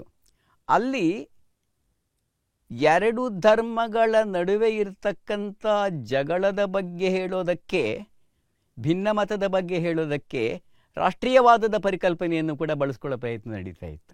ಸೊ ಈ ರಾಷ್ಟ್ರೀಯವಾದದಲ್ಲಿ ಯಾವುದನ್ನು ನೋಡಬೇಕು, ಹೇಗೆ ತಗೋಬೇಕು, ಪ್ರಾದೇಶಿಕತೆಯಲ್ಲಿ ಯಾವುದನ್ನು ನೋಡಬೇಕು, ಹೇಗೆ ತಗೋಬೇಕು. ನಮ್ಮ ಕರ್ನಾಟಕ, ಭಾರತದ ಬೇರೆ ಬೇರೆ ಭಾಗಗಳು ನೋಡಿದ್ರೆ ಗೊತ್ತಾಗ್ತಾ ಇರುತ್ತೆ. ತಮಿಳುನಾಡು, ತೆಲುಗು, ಮಲಯಾಳ, ಇಲ್ಲೆಲ್ಲ ನಡೆದಂಥ ಈ ಬಿಕ್ಕಟ್ಟನ್ನ ಅವರೆಲ್ಲ ಹೇಗೆ ಎದುರಿಸಿದ್ರು ಅಂತಂದರೆ, ನಾವು ಹೇಗೆ ಎದುರಿಸಿದ್ವಿ ಅಂತಂದರೆ, ಒಂದು ಎಲ್ಲವನ್ನೂ ಬೇಡ ಅಂದು ಎಕ್ಸ್ಕ್ಲೂಸಿವಿಸ್ಟ್ ಆಗೋ ಪ್ರಯತ್ನ. ಎಲ್ಲ ಬೇಡ, ನಮ್ಮದೇ, ನಮಗೆ ಸಾಕು, ಅಷ್ಟೇ ಬೇಕು ನಮಗೆ ಅಂತ ಅನ್ನೋದು, ನಮ್ಮದಕ್ಕೆ ಅಂಟ್ಕೊಳ್ಳೋದು. ಇನ್ನೊಂದು ಎಲ್ಲವನ್ನೂ ಒಳಗೊಳ್ಬೇಕು ಅಂದ್ಕೊಂಡು ನಮ್ಮದನ್ನೇ ಕಳ್ಕೊಂಡ್ಬಿಡೋ ಪ್ರಯತ್ನ. ಇವುಗಳ ನಡುವಿನ ಒಂದು ಸಮತೋಲನ ಬಿಂದು ಯಾವುದು? ನಮ್ಮದು ನಾಶವಾಗದ ಹಾಗೆ ಹೊರಗಿನದನ್ನೂ ಪಡ್ಕೊಳ್ತಾ, ಟ್ಯಾಗೋರ್ ಬಹಳ ಸರಿಯಾದ ಮಾತನ್ನ ಹೇಳಿದ್ದಾರೆ, ನಮ್ಮ ಕನ್ನಡ ಸಂಸ್ಕೃತಿ, ಅದನ್ನು ಕರ್ನಾಟಕ ಸಂಸ್ಕೃತಿ ಅದನ್ನು ಬಹುಮಟ್ಟಿಗೆ ಕಾಪಾಡಿಕೊಂಡಿದೆ ಅಂತ ನನ್ನ ತಿಳುವಳಿಕೆ ಇದು. ಎಲ್ಲ ದಿಕ್ಕಿನಿಂದಲೂ ಗಾಳಿ ಬೀಸಲಿ ನಮಗೆ, ಆದರೆ ಅದು ನಮ್ಮ ಗುಡಿಸಲನ್ನು, ನಮ್ಮ ಮನೆಯನ್ನು ಬೀಳಿಸುವುದು ಬೇಡ ಅಂತ. ನಮ್ಮ ಮನೆ ಬೀಳದ ಹಾಗೆ, ಆದರೆ ಎಲ್ಲ ದಿಕ್ಕಿನ ಗಾಳಿಯನ್ನು ಸ್ವಾಗತಿಸುವ ಹಾಗೆ ಒಂದು ಸಂಸ್ಕೃತಿ ಬೆಳೆದ್ರೆ ಏನಾಗುತ್ತೆ? ಹೇಗಾಗುತ್ತದು? ತಮಿಳುನಾಡಲ್ಲಿ ಒಂದು ಕಲ್ಚರ್ 20ನೇ ಶತಮಾನದಲ್ಲಿ ಬೆಳೆದ ಬಗೆಯನ್ನು ಮತ್ತು ನಮ್ಮದನ್ನು ಪರಸ್ಪರ ಹೋಲಿಸಿ ನೋಡಿದ್ರೂ ಕೂಡ ಈ ಮಾತು ಗೊತ್ತಾಗುತ್ತೆ. ಧಾರ್ಮಿಕವಾದ, ಭಾಷಿಕವಾದ, ಜಾತಿಪರವಾದ ಈ ಒಂದು ಏಕಶಿಲಾವಾದಗಳಿದೆ ನೋಡಿ, ಮಾನೋಲಿಥಿಕ್ ಆರ್ಗ್ಯುಮೆಂಟ್ಸ್ಗೂ, ಹಾಗಲ್ಲದಂತಹ ಹಲವು ಕಡೆಗಳಿಂದ ಒಳಗೊಳ್ಳುವ ಒಂದು ತಿಳುವಳಿಕೆಗೂ, ಹೊರಗಿಡುವ ಮತ್ತು ಒಳಗೊಳ್ಳುವ ತಿಳುವಳಿಕೆಗೆ ಕನ್ನಡ ನವೋದಯ ಆಕಾರದ ಹಿರಿಯರು ಹಾಕಿಕೊಟ್ಟಂಥ ಮಾದರಿ ಇದೆಯಲ್ಲ, ಅದು ತುಂಬ ಆರೋಗ್ಯಕರವಾದ ಮಾದರಿ ಅಂತಲೇ ನಾನು ಇವತ್ತಿಗೂ ಅಂದ್ಕೊಂಡಿರೋದು. ಅಷ್ಟೇ ಅಲ್ಲ, ಅದು ಕನ್ನಡ ಸಂಸ್ಕೃತಿ ಕಳೆದ ಒಂದು 100 ವರ್ಷಗಳಲ್ಲಿ ಹೇಗೆ ಬೆಳೆದು ಬಂದಿದೆ ಅನ್ನೋದನ್ನು ನಿರ್ದೇಶನ ಮಾಡಿರ್ತಕ್ಕಂಥದ್ದು ಅದು ಅನಿಸುತ್ತೆ. ನಾವು ಬುದ್ಧ, ಬಸವ, ಅಂಬೇಡ್ಕರ್, ಗಾಂಧಿ ಒಟ್ಟಿಗೆ ಹೇಳ್ತೀವಿ. ಆ ಕಾಲ ಇತ್ತು ನೋಡಿ, ಅದು ಸಾಹಿತ್ಯದ ಮಟ್ಟಿಗೆ ಹೇಳೋದಾದರೆ ಓರಲ್ ಕಲ್ಚರ್ನಿಂದ, ಮೌಖಿಕ ಸಂಸ್ಕೃತಿಯಿಂದ, ಯಾವುದನ್ನು ಕನ್ನಡದಲ್ಲಿ ತೋಂಡಿ ಅಂತ ಕರಿತೀವಿ, ತೋಂಡಿಯಿಂದ ಲಿಖಿತ ಸಂಸ್ಕೃತಿಗೆ ಬದಲಾವಣೆ ಆಗ್ತಾಯಿದ್ದಂಥ ಕಾಲ. ಅಂದರೆ ಪದ್ಯನಾಗಲಿ ಕಾವ್ಯನಾಗಲಿ ಜನಗಳಿಗೆ ಹೇಗೆ ತಲುಪತ್ತೆ ಅನ್ನೋ, ಸಂವಹನ ಆಗುತ್ತೆ ಅನ್ನೋ ಪ್ರಶ್ನೆ ಕೇಳ್ಕೊಂಡಾಗ, ನೀವು ಓದೋಕೆ ಬರಲಿ ಬಿಡಲಿ, ಬಸವಣ್ಣವ್ರ ವಚನಗಳು ನಿನ್ನ ಕಿವಿ ಮೇಲೆ ಬೀಳ್ತಾ ಇತ್ತು, ಪುರಂದರದಾಸರ ಕೀರ್ತನೆ ನಿನ್ನ ಕಿವಿ ಮೇಲೆ ಬೀಳ್ತಾ ಇತ್ತು, ಕುಮಾರವ್ಯಾಸ ಭಾರತ ನಿನ್ನ ಕಿವಿ ಮೇಲೆ ಬೀಳ್ತಾ ಇತ್ತು, ಹಳ್ಳಿಗಳಲ್ಲಿ ಕಿವಿ ಮೇಲೆ ಬೀಳ್ತಾ ಇತ್ತು. ನಮ್ಮ ಚಾಮರಾಜನಗರ, ಮೈಸೂರು, ಮಂಡ್ಯ ಕಡೆ ಹೋದರೆ ಮಂಟೇಸ್ವಾಮಿ ಕಾವ್ಯನೂ ಕೇಳ್ತಾ ಇದ್ರು ಅವರು, ಮಲೆ ಮಹದೇಶ್ವರನ್ನು ಕೇಳ್ತಾ ಇದ್ರು, ಯಾರೋ ದಾಸರಾಯ ಬಂದು ಯಾವುದೋ ಹಾಡುಗಳು ಹೇಳಿಬಿಟ್ಟು ಹೋಗ್ತಿದ್ದ. ಧರ್ಮದ ಜೊತೆ ಲಿಂಕ್ ಆಗಿದೆ ಅನಿಸಿದ್ರು ಕೂಡ ಧರ್ಮದಿಂದ ಆಚೆಗೂ ಕೂಡ ಅದರ ಒಂದು ಕಲಾತ್ಮಕತೆ ನಮ್ಮನ್ನು ಒಳಗೊಳ್ತಾ ಇತ್ತು. ಅಂದರೆ ಕಲ್ಚರ್ ಅನ್ನೋದು ಲಿಟರಸಿ ಇಲ್ಲದೇನೆ ಇರ್ತಕ್ಕಂಥ, ಹರಡ್ತಕ್ಕಂಥ ಬಗೆ ಹೇಗೆ ಅನ್ನೋ ಸನ್ನಿವೇಶದಲ್ಲಿ ಶಾಲೆ ಕಾಲೇಜುಗಳಿಗೆ ಸಾಹಿತ್ಯವನ್ನು ಸೀಮಿತಗೊಳಿಸಿದ್ರೆ ಏನಾಗುತ್ತೆ? ಅಕ್ಷರ ಸಂಸ್ಕೃತಿಯ ಕಡೆ ಹೋದರೆ ಏನಾಗುತ್ತೆ? ಅದು ಒಂದು ಹಕ್ಕಿಯ ರೆಕ್ಕೆ ಕತ್ತರಿಸಿದಾಗಲ್ವಾ? ಈ ಪ್ರಶ್ನೆ ನನ್ನನ್ನು ಬಹಳಷ್ಟು ಕಾಡಿದೆ. ಆ ಕಾಲದ ಲೇಖಕರು ಪಾಪ ಇದನ್ನು ಎದುರಿಸಬೇಕಾಗಿ ಬಂತು. ನಾವು ಬರಿತೀವಪ್ಪ, ಅಲ್ಲಿ ಹಿಂದೆ ಬರಿತಾ ಇದ್ರು, ಕುಮಾರವ್ಯಾಸ, ಪಂಪ ಎಲ್ಲರೂ ಬರೆದಿರದೆ ನಿಜ, ಆದರೆ ಬರೆದಿರುವುದನ್ನು ಓದಲು ಬರೆದವರಿಗೂ ತಲುಪಿಸೋದಕ್ಕೆ ಸಾಧ್ಯವಾದಂಥ ಹಾದಿಗಳನ್ನು ಆ ಕಾಲಗಳು ಕಂಡುಕೊಂಡಿದ್ದು. ನಮ್ಮ ಕಾಲದಲ್ಲಿ ಏನಾಯಿತು? ಸಾಹಿತ್ಯ ನೀನು ತಲುಪಬೇಕಾದ್ರೆ ನೀವು ಓದೋಕ್ಕೆ ಬರೆಯೋಕ್ಕೆ ಬರಬೇಕು. ಇದಕ್ಕೆ ಮುದ್ರಣ ಕಾರಣವೋ, ಶಿಕ್ಷಣ ಕಾರಣವೋ, ಕಾರಣ ಏನು ಅಂತ ಆಮೇಲೆ ಯೋಚನೆ ಮಾಡೋಣ. ಅಥವಾ ದೊಡ್ಡ ದೊಡ್ಡ ಪುಸ್ತಕ ಬರೋ ಕಾರಣ ಬಂದಿದ್ದ ಕಾರಣನ, ಅಥವಾ ಇದನ್ನು ಸಂವಹನ ಮಾಡ್ತಕ್ಕಂಥ ಒಂದು ಏಜೆನ್ಸಿಗಳು ಕಡಿಮೆ ಆಗಿದ್ದ ಕಾರಣನ, ಕವಿತೆಗಳಾದರೂ ಹೇಗಾದರೂ ತಲುಪೋದು, ಕಾದಂಬರಿ ತಲುಪಿಸೋದು ಹೇಗೆ, ಕತೆ ತಲುಪಿಸೋದು ಹೇಗೆ? ಈ ಪ್ರಶ್ನೆ ಹುಟ್ಕೊಂಡಾಗ ಕನ್ನಡ ಸಾಹಿತ್ಯದ ಹರಹನ್ನು, ಕನ್ನಡ ಸಾಹಿತ್ಯದ ತಲುಪುವ ಶಕ್ತಿಯನ್ನು ಸಂಕುಚಿತಗೊಳಿಸಲಾಯಿತಾ? ಅದು ಅನಿವಾರ್ಯವಾಯಿತಾ ಆ ಕಾಲಕ್ಕೆ? ಈ ಶಿಫ್ಟ್ ಇದೆಯಲ್ಲ, ಈ ಬದಲಾವಣೆ ಇದೆಯಲ್ಲ, ಸಾಹಿತ್ಯಕ್ಕೆ ಬಂದಂತಹ ಈ ಸೀಮಿತತೆಯ ಗುಣ, ಅದ್ರ ಜಾಗದಲ್ಲಿ ಸಿನಿಮಾ ಹಾಡು ಬಂದಿರ್ಬೋದು, ಅದ್ರ ಜಾಗದಲ್ಲಿ ಟಿ ವಿ ಬಂದಿರ್ಬೋದು, ಇವತ್ತು ಇನ್ನೇನೋ ಬರ್ತಾ ಇರ್ಬೋದು, ಅದೆಲ್ಲ ನಿಜ. ಆದರೆ ಸಾಹಿತ್ಯ ಅಂತ ಯಾವುದು ಕರಿತೀವಿ ಅದು ಕೇವಲ ಹೆಸರುಗಳಾಗಿ ಉಳ್ಕೊಂಡ್ವಾ? ಪಂಪ ಸರಿಯಪ್ಪ, ಪ್ರೈಮರಿ ಸ್ಕೂಲಲ್ಲೋ, ಮಿಡ್ಲ್ ಸ್ಕೂಲಲ್ಲೋ, ಹೈಸ್ಕೂಲಲ್ಲೋ, ಕಾಲೇಜಲ್ಲೋ ಒಂದು ಪಾಠ ಓದಿದ್ವಿ, ಮುಗಿದ್ಮೇಲೆ ಪಂಪ ಎಲ್ಲಿರ್ತಾನೆ? ಅಂದರೆ ಒಂದು ಸಮುದಾಯ ತನ್ನ ಸಾಹಿತ್ಯವನ್ನು ತನ್ನದಾಗಿ ಮಾಡಿಕೊಳ್ಳುವ ಬಗೆ ಹೇಗೆ? ಸಾಹಿತ್ಯ ಎನ್ನುವುದು ಶಿಕ್ಷಣದ ಒಂದು ಉಪಭಾಗವೋ, ಸಾಹಿತ್ಯ ಎನ್ನುವುದು ಸಮುದಾಯದ ಒಟ್ಟು ಬದುಕಿನ ಭಾಗವೋ? ದಕ್ಷಿಣ ಕನ್ನಡ ಜಿಲ್ಲೆಯಲ್ಲಿ ಯಕ್ಷಗಾನ ಇರೋ ಹಾಗೆ, ನಮ್ಮಲ್ಲೇ ಸಣ್ಣ ಆಟ, ದೊಡ್ಡ ಆಟ, ಜನಪದ ನಾಟಕಗಳು, ಕೃಷ್ಣ ಪಾರಿಜಾತ, ಒಂದು 100 ಕಲೆಗಳು ಇದ್ದ ಹಾಗೆ, ಅವುಗಳಿಗಿದ್ದಂಥ ಒಂದು ಹರಹಿದೆಯಲ್ಲ, ಸ್ಪ್ರೆಡ್ ಇದೆಯಲ್ಲ, ಅದಿಲ್ಲದೆ ಇದ್ದಾಗ ಏನಾಗುತ್ತೆ? ಇದು ನವೋದಯ ಸಾಹಿತ್ಯ, ಅದಕ್ಕಿಂತ ಹೆಚ್ಚಾಗಿ ನಂತರ ಬಂದ ಸಾಹಿತ್ಯಗಳು ಎದುರಿಸಬೇಕಂತ ಬಹಳ ದೊಡ್ಡ ಬಿಕ್ಕಟ್ಟು ಅಂತ ಕಾಣುತ್ತೆ. ಅಲ್ಲಿ ಒಂದೇ ಒಂದು ಹೊರದಾರಿ ನಮಗೆ ಸಿಕ್ಕಿದ್ದು ಅಂದರೆ, ಯಾವುದು ಹಾಡುಗಳಾಗಿರುತ್ತೆ, ಯಾವುದು ಹಾಡುವ ಶಕ್ತಿಯನ್ನು ಪಡ್ಕೊಂಡಿರುತ್ತೆ, ಅವು ಸ್ವಲ್ಪ ಬಚಾವಾದ್ಬಿದ್ರಿಂದ. ಸಿದ್ಧಲಿಂಗಯ್ಯನವರು ಕೆಲವು ಕವಿತೆಗಳ ತಕ್ಷಣ ನೆನ್ನೆ ದಿನ ನನ್ನ ಜನ ಅಂತನೋ ಇನ್ಯಾವುದೋ ಒಂದನ್ನು ಹಾಡಬಹುದು. ಕುವೆಂಪು ಅವರ ಹಾಡುಗಳು, ಕವಿತೆಗಳು ಅಂದ ತಕ್ಷಣ ನಮಗೆ ದೋಣಿ ಸಾಗಲಿ ಯಾಕೆ ನೆನಪಾಗುತ್ತೆ? GSS ಅಂದ ತಕ್ಷಣ ಎಲ್ಲಿ ಹೋಗುವಿರಿ ನೀಲಿ ಮೋಡಗಳೇ ಯಾಕೆ ನೆನಪಾಗುತ್ತೆ? ಇದು ಕನ್ನಡ ಸಂಸ್ಕೃತಿಗೆ ಅಂಟಿಕೊಂಡಂಥ ಈ ತೋಂಡಿ ಗುಣ ಬರೆದು ಬಂದ ಕವಿತೆಗಳನ್ನು, ಬರೆದು ಬಂದ ಕಥೆ ಕಾದಂಬರಿಗಳನ್ನು ಸ್ವಲ್ಪ ಪಕ್ಕಕ್ಕಿಡುತ್ತೋ? ಈ ಪ್ರಶ್ನೆಗಳು ನವೋದಯ ಲೇಖಕರು ಕೂಡ ಎದುರಿಸಿದ ಪ್ರಶ್ನೆಗಳು. ಉತ್ತರಗಳನ್ನು ಕಂಡುಕೊಳ್ಳೋಕೆ ಖಂಡಿತವಾಗಿ ಪ್ರಯತ್ನ ಪಟ್ಟರು. ತುಂಬ ಬೆಲೆ ಬಾಳುವ ಕೃತಿಗಳನ್ನು ಬಳೆದರೂ ಕೂಡ ಅವರು ಜನಗಳನ್ನು ತಲುಪುವ ಕೃತಿಗಳನ್ನು ಬರೆದ್ರ ಅನ್ನೋ ಪ್ರಶ್ನೆ ಕೇಳಿಕೊಂಡಾಗ ಉತ್ತರ ಸ್ವಲ್ಪ ಮಟ್ಟಿಗೆ ನಕಾರಾತ್ಮಕವಾಗಿದ್ದರೆ ಅದಕ್ಕೆ ಅವರು ಕಾರಣ ಅಂತ ನಾನು ಹೇಳೋದಿಲ್ಲ, ಸಾಮಾಜಿಕವಾದ ಸಂಗತಿಗಳು ಕಾರಣ ಆಗ್ತಾ ಇರುತ್ತೆ. ಸೊ ನಾವು ಯಾರ ಬಗ್ಗೆ ಬರೀತಿದ್ದೀವಿ ಅದನ್ನು ಅವರೇ ಓದೋಕ್ಕಾಗಲ್ಲ ಅನ್ನೋ ಒಂದು ವಿಚಿತ್ರವಾದ ಸನ್ನಿವೇಶ, ಅವ್ರಿಗೆ ತಲುಪ್ತಾ ಇಲ್ಲ ಒಂದು ವಿಚಿತ್ರವಾದ ಸನ್ನಿವೇಶ ಬರ್ತಾ ಇತ್ತು. ಈಗ ನೋಡಿ, ಮಾದೇಶ್ವರ ಕಾವ್ಯದಲ್ಲಿ ಬರುವ ಸಂಕಮ್ಮನ ಸಾಲನ್ನ ದಲಿತರು ಕೂಡ ಕೇಳಿಸ್ಕೊಳ್ಳೋಕೆ ಅವಕಾಶ ಸಿಗ್ತಾ ಇತ್ತು, ಈಗಲೂ ಸಿಗ್ತಾ ಇರುತ್ತೆ. ಭಾಗೀರಥಿದು ಅವಳು ಕೆರೆಗೆ ಹಾರ ಕವಿತೆ ಲಾವಣಿಯನ್ನು ಹೆಣ್ಮಕ್ಳು ಕೇಳ್ತಾನೆ ಇರ್ತಾರೆ ಹಳ್ಳಿಗಳಲ್ಲಿ. ಭಾಗೀರಥಿ ಚಿಕ್ಕಮ್ಮ ಮೊಮ್ಮಕ್ಕಳು ಮರಿಮಕ್ಕಳು ಕೇಳ್ತಾ ಇರ್ಬೋದು. ಆದರೆ ನಮ್ಮ ಕನ್ನಡದಲ್ಲಿ ಪುಟ್ಟವಿದುವೆ ಬೇಂದ್ರೆ ಬರೆದ್ರೆ, ಕುವೆಂಪು ಅಂಥದ್ದೇ ಇನ್ನೊಂದು ಪದ್ಯ ಬರೆದ್ರೆ ಅದು ಅಂಥವ್ರಿಗೆಲ್ಲ ತಲುಪುತ್ತೆ ಅಂತ ಹೇಳೋಕ್ಕೆ ಸಾಧ್ಯನೇ ಇಲ್ಲ. ಹಾಗಾಗಿ ಒಂದು ವಿಚಿತ್ರವಾದ ಪ್ಯಾರಡಾಕ್ಸ್ ಅಂತಂದರೆ, ಶಿಕ್ಷಣದಿಂದ ಶಿಕ್ಷಣ ಜಾಸ್ತಿ ಆಗ್ತಾ ಹೋಯಿತು, ಸಂಸ್ಕೃತಿಯ ಹರಹ ಕಮ್ಮಿ ಆಗ್ತಾ ಹೋಯ್ತಲ್ಲ. ಇದೊಂದು ವಿಚಿತ್ರವಾದ ಒಂದು ಪರಸ್ಪರ ವಿರೋಧ ನಮ್ಮ ಕಾಲದ್ದು ಅಂತ ನಾನು ಅಂದ್ಕೊಂಡಿದ್ದೇನೆ. ಶಿಕ್ಷಣಕ್ಕೂ ಸಂಸ್ಕೃತಿಗೂ ಇರ್ತಕ್ಕಂಥ ಸಂಬಂಧದ ಎಳೆಗಳು ಎಲ್ಲಿ ಕಟ್ಟಾಗುತ್ತೆ ಅಂತ ಅನ್ನೋದು. ಈಗ ನಮ್ಮನೆ ಮಕ್ಕಳುಗಳು ನಮ್ಮನೆ ಮಕ್ಕಳನ್ನೇ ನೋಡಿ, ಹಿಂದಿನ ಕಾಲ ಬೇಡ ಈ ಕಾಲ ನೋಡಿ, ಎಲ್ಲರೂ ಎಂಜಿನಿಯರ್ಸ್ ಆಗಿರ್ತಾರೆ, ಡಾಕ್ಟರ್ಸ್ ಆಗಿರ್ತಾರೆ, ಪೋಸ್ಟ್ ಗ್ರಾಜ್ಯುಯೇಷನ್ ಮಾಡಿರ್ತಾರೆ. ಆದರೆ ನಮ್ಮ ಸಂಸ್ಕೃತಿಯ ವಿವರಗಳು ಅವ್ರಿಗೇನೂ ಗೊತ್ತಿರಲ್ಲ. ಇದ್ರ ಬಗ್ಗೆ ಕಣ್ಣೀರು ಹಾಕಬೇಕು ಅಂತಲ್ಲ, ಹೀಗಾಗತ್ತೆ ಅನ್ನೋದು ನಾನು ಅಬ್ಸರ್ವ್ ಮಾಡ್ತಾ ಇದ್ದೀನಿ ಅಷ್ಟೇ, ಅದು ನಿಮ್ಮ ಗಮನಕ್ಕೆ ತರೋಕ್ಕೆ ಪ್ರಯತ್ನ ಪಡ್ತಾ ಇದ್ದೀನಿ.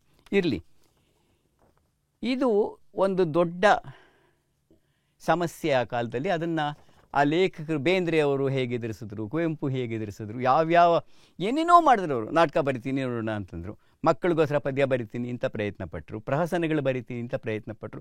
ಎಲ್ಲ ಲೇಖಕರ ಒಟ್ಟು ಸಾಮುದಾಯಿಕ ಪ್ರಯತ್ನ ಇದೆಯಲ್ಲ, ಅದು ಈ ಅಡ್ಡಗೋಡೆಗಳನ್ನು ದಾಟುವ ಪ್ರಯತ್ನವೇ ಆಗಿತ್ತು ಅಂತ ಅಂದ್ಕೊಂಡಿದ್ದೀನಿ. ಪಾಪ ಅವ್ರಿಗೆ ಇದು ಗೊತ್ತಿರಲಿಲ್ಲ ಅಂತಲ್ಲ, ಅದು ಏನು ಮಾಡೋದು ಇದಕ್ಕೆ, how to handle this?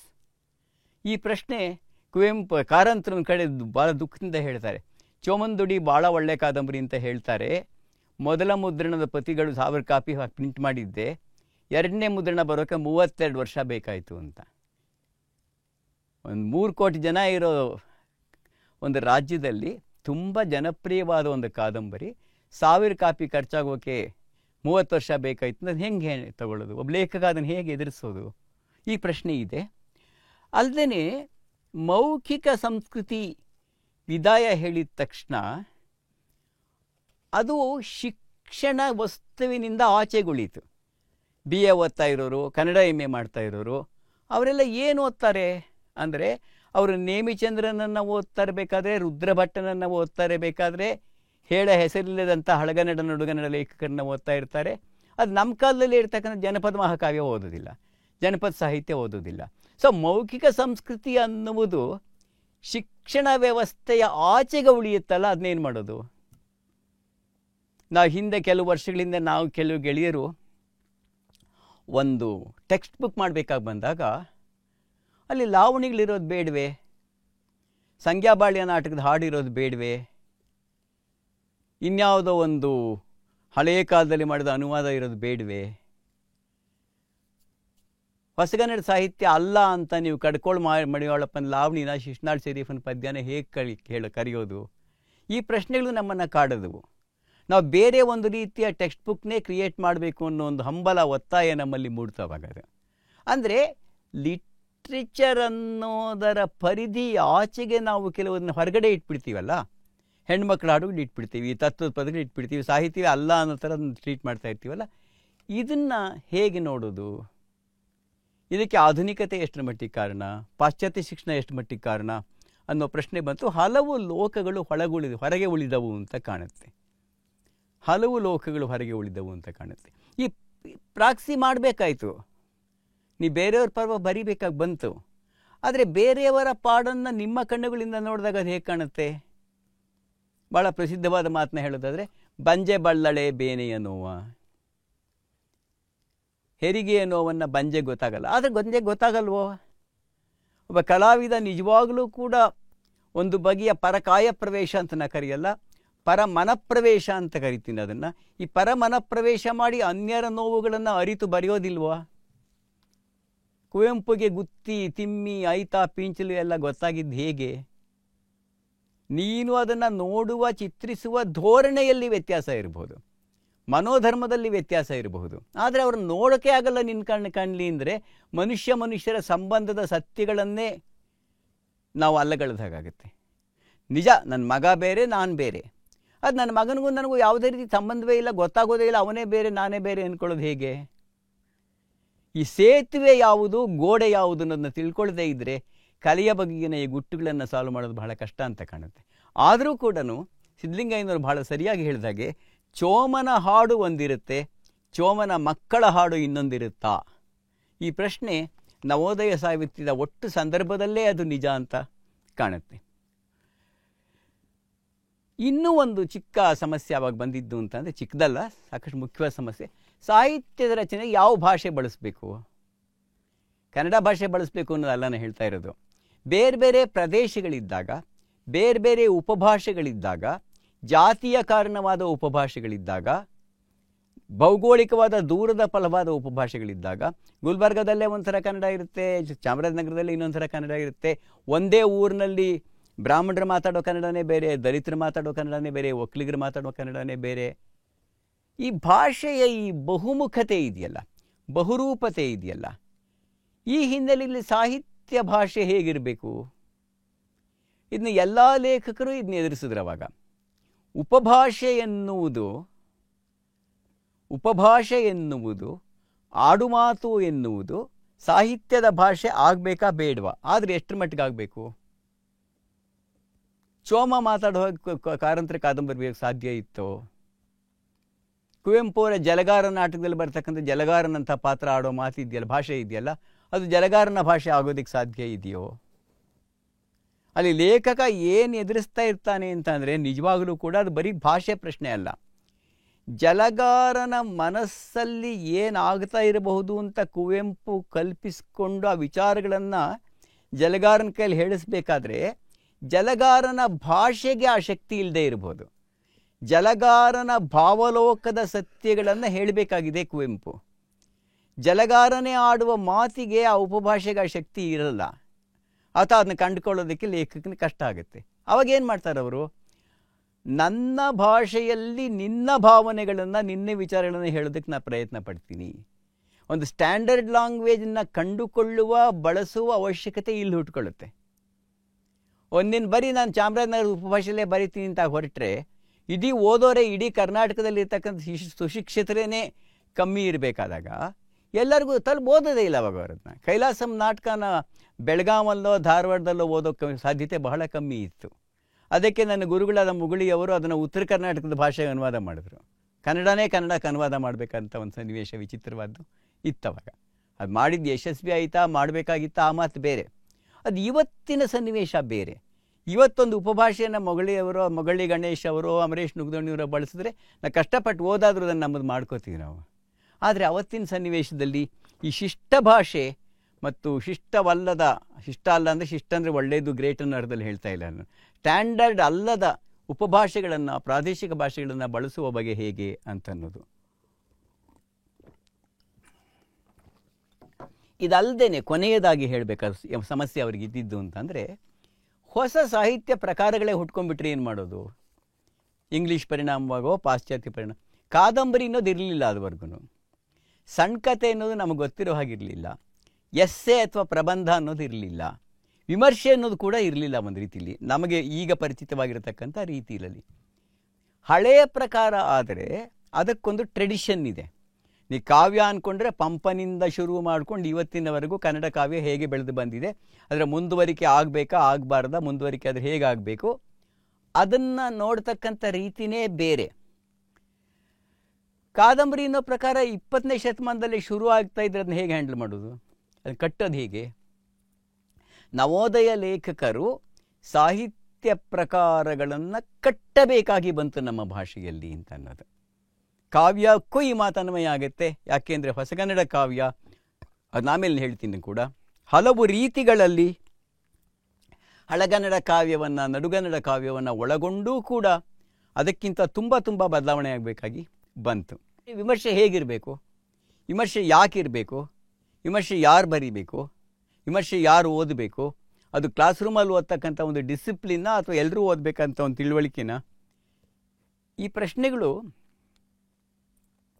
Question paper ಇಟ್ಕೊಂಡು ಆನ್ಸರ್ ಮಾಡ್ತಕ್ಕಂಥ ಪ್ರಶ್ನೆಗಳಲ್ಲ. ಇವೆಲ್ಲ ಕೂಡ ಲೇಖಕರ ದಿನದ ಬರವಣಿಗೆಯ ಪ್ರಶ್ನೆ ಆಗಿತ್ತು. ಏನು ಮಾಡೋಣ, ಹೇಗೆ ಬರೆಯೋಣ. ಮಾಸ್ತಿ ವಿಮರ್ಶೆ ಅಂತ ಒಂದು ಪುಸ್ತಕ ಬರೆದಾಗ, ಕುವೆಂಪು ಅವರು ದ್ರೌಪದಿಯ ಶ್ರೀಮುಡಿ ಅಂತಾನೋ ವಿಭೂತಿ ಪೂಜೆ ಅಂತಾನೋ ಬರೆದಾಗ, ಅವರು ಹೊಸ ಬರವಣಿಗೆಯ ಒಂದು ಕ್ರಮವನ್ನೇ ಕಟ್ಟಿಕೊಡ್ತಾ ಇದ್ರು. ಇದು ತುಂಬ ಸುಲಭದ ಕೆಲಸ ಅಲ್ಲ. ಆಮೇಲೆ 100 ವರ್ಷಗಳ ಪರಂಪರೆಯಲ್ಲಿ ಅವ್ರು ಬರೆದಿದ್ದನ್ನು ಹಂಗೆ ಅಲ್ಲೊಂಚೂರು ಇಲ್ಲೊಂಚೂರು ಮತ್ತೊಂದು ರೀತಿ ಬದಲಾವಣೆ ಮಾಡಿಕೊಂಡು ಬೆಳೆಸ್ಕೊಂಡು ಮಾಡ್ತಾ ಬಂದಿರೋ ಕೆಲಸ ಸರಳವಾದ ಕೆಲಸ. ಅದು ನಮಗೆ ಕಷ್ಟ ಅನಿಸಿದ್ರು ಕೂಡ ಅವ್ರಿಗೆ ಪಟ್ಟಂಥ ಅವರು ಎದುರಿಸಿದ ಚಾಲೆಂಜ್ಗಳಿಗೆ ಹೋಲಿಸಿದ್ರೆ ಸರಳವಾದ ಸುಲಭವಾದ ಕೆಲಸ ಅಂತ ಅನ್ಸುತ್ತೆ ನಮಗೆ. ಆದರೆ ನವೋದಯ ಲೇಖಕರು ಇದುವರೆಗೂ ನಾನು ಹೇಳಿದ ಈ ಎಲ್ಲ ಸವಾಲುಗಳನ್ನು ಒಳಗೊಂಡರಲ್ಲ, ಬಿಡಿಸಿಕೊಟ್ಟರಲ್ಲ, ತಮ್ಮದೇ ಆದ ಉತ್ತರಗಳನ್ನು, ವಿಭಿನ್ನವಾದ ಉತ್ತರಗಳನ್ನು ಕಂಡುಕೊಂಡ್ರಲ್ಲ, ಅದು ತುಂಬ ತುಂಬ ದೊಡ್ಡ ಸಾಧನೆ ಅಂತ ಅಂದ್ಕೊಂಡಿದ್ದೀನಿ. ನವೋದಯ ಸಾಹಿತ್ಯ ಅನ್ನೋದ್ರ ಬಗ್ಗೆ ನಾವು ಗೌರವ ಇಟ್ಕೊಳ್ಳೋದಕ್ಕೆ, ಅದನ್ನು ಕನ್ನಡ ಸಾಹಿತ್ಯದ ಬಹುದೊಡ್ಡ ಸಾಧನೆ ಅಂತ ಕರೆಯೋದಕ್ಕೆ, ಈ ಅವರು ಎದುರಿಸಿದ ಸವಾಲುಗಳನ್ನು ಬಿಡಿಸಿಕೊಂಡ ಬಗೆ ನಂತರದ ಯಾವ ಪೀಳಿಗೆ ಕೂಡ ತಾನು ಎದುರಿಸಿದ ಸವಾಲುಗಳನ್ನು ಇಷ್ಟೊಂದು ಯಶಸ್ವಿಯಾಗಿ ಇವತ್ತಿಗೂ ಮಾಡಿದೆ ಅಂತ ನಂಗೆ ಅನಿಸೋದಿಲ್ಲ. ಇವತ್ತು ಒಬ್ಬ ಕನ್ನಡ ಓದುಗ ಓದಬೇಕು ಅಂತಂದರೆ ಓದಲೇಬೇಕಾದೊಂದು 50 ಪುಸ್ತಕ ಹೇಳಪ್ಪ ಅಂದರೆ ಆದರೆ 40 ಪುಸ್ತಕ ಆ ಕಾಲದ್ದೇ ಆಗಿರುತ್ತೆ ಅನ್ನೋದು ನಿಜವಾದ ಅವರ ಅಚೀವ್ಮೆಂಟ್ಗೆ ಸಾಕ್ಷಿ ಅಂತ ನಾನು ಅಂದ್ಕೊಂಡಿದ್ದೇನೆ. ಇರಲಿ, ಇದು ಹೇಗೆ ಮಾಡಿದ್ರು ಅವರು ಅನ್ನೋದನ್ನು ಇನ್ನು ಸ್ವಲ್ಪ ಹೇಳೋಕ್ಕೆ ಪ್ರಯತ್ನ ಪಡ್ತೀನಿ ನಾನು. ಮೊದಲನೇದು, ಪರಂಪರೆಯನ್ನು ಅವರು ಮ್ಯಾನೇಜ್ ಮಾಡಿದ ರೀತಿ. ಹಿಂದಿಂದ ಬಂದ ಸಾಹಿತ್ಯ ಇದೆಯಲ್ಲ, ಪಂಪ ಇದ್ದಾನೆ, ರನ್ನ ಇದ್ದಾನೆ, ರಾಘವಾಂಕ ಇದ್ದಾನೆ, ಹೇಗಿನ್ನು ಹ್ಯಾಂಡಲ್ ಮಾಡೋದು? ಅವರು ಮೊದಲೇನು ಮಾಡಬೇಕಾಗಿತ್ತು ಅಂದರೆ, ಆ ಬರವಣಿಗೆಯನ್ನು, ಆ ಕಾವ್ಯವನ್ನು, ಆ ವಚನಗಳನ್ನು, ಆ ಕೀರ್ತನೆಗಳನ್ನು ಜಾತಿಗಳ ಸೆರೆಮನೆಯಿಂದ ಹೊರಗೆ ತರಬೇಕಾಗಿತ್ತು.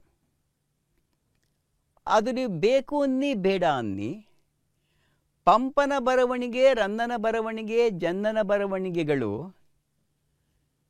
ಜೈನರಿಗೆ ಮಾತ್ರ ಸೀಮಿತವಾಗಿ, ವಚನಗಳು ವೀರಶೈವರಿಗೆ ಮಾತ್ರ ಸೀಮಿತವಾಗಿ, ಪುರಂದರದಾಸರು, ಕನಕದಾಸರು, ಕುಮಾರವ್ಯಾಸ, ಲಕ್ಷ್ಮೀಶ, ಬ್ರಾಹ್ಮಣ ಮಠಗಳಿಗೆ ಸೀಮಿತವಾಗಿ, ಇದು ನಿಜಕ್ಕೂ ಕೂಡ ದ್ವೀಪಗಳ ಅಸ್ತಿತ್ವವೋ ಅಥವಾ ಒಂದುಗೂಡಿದಂಥ ಬರವಣಿಗೆಯೋ?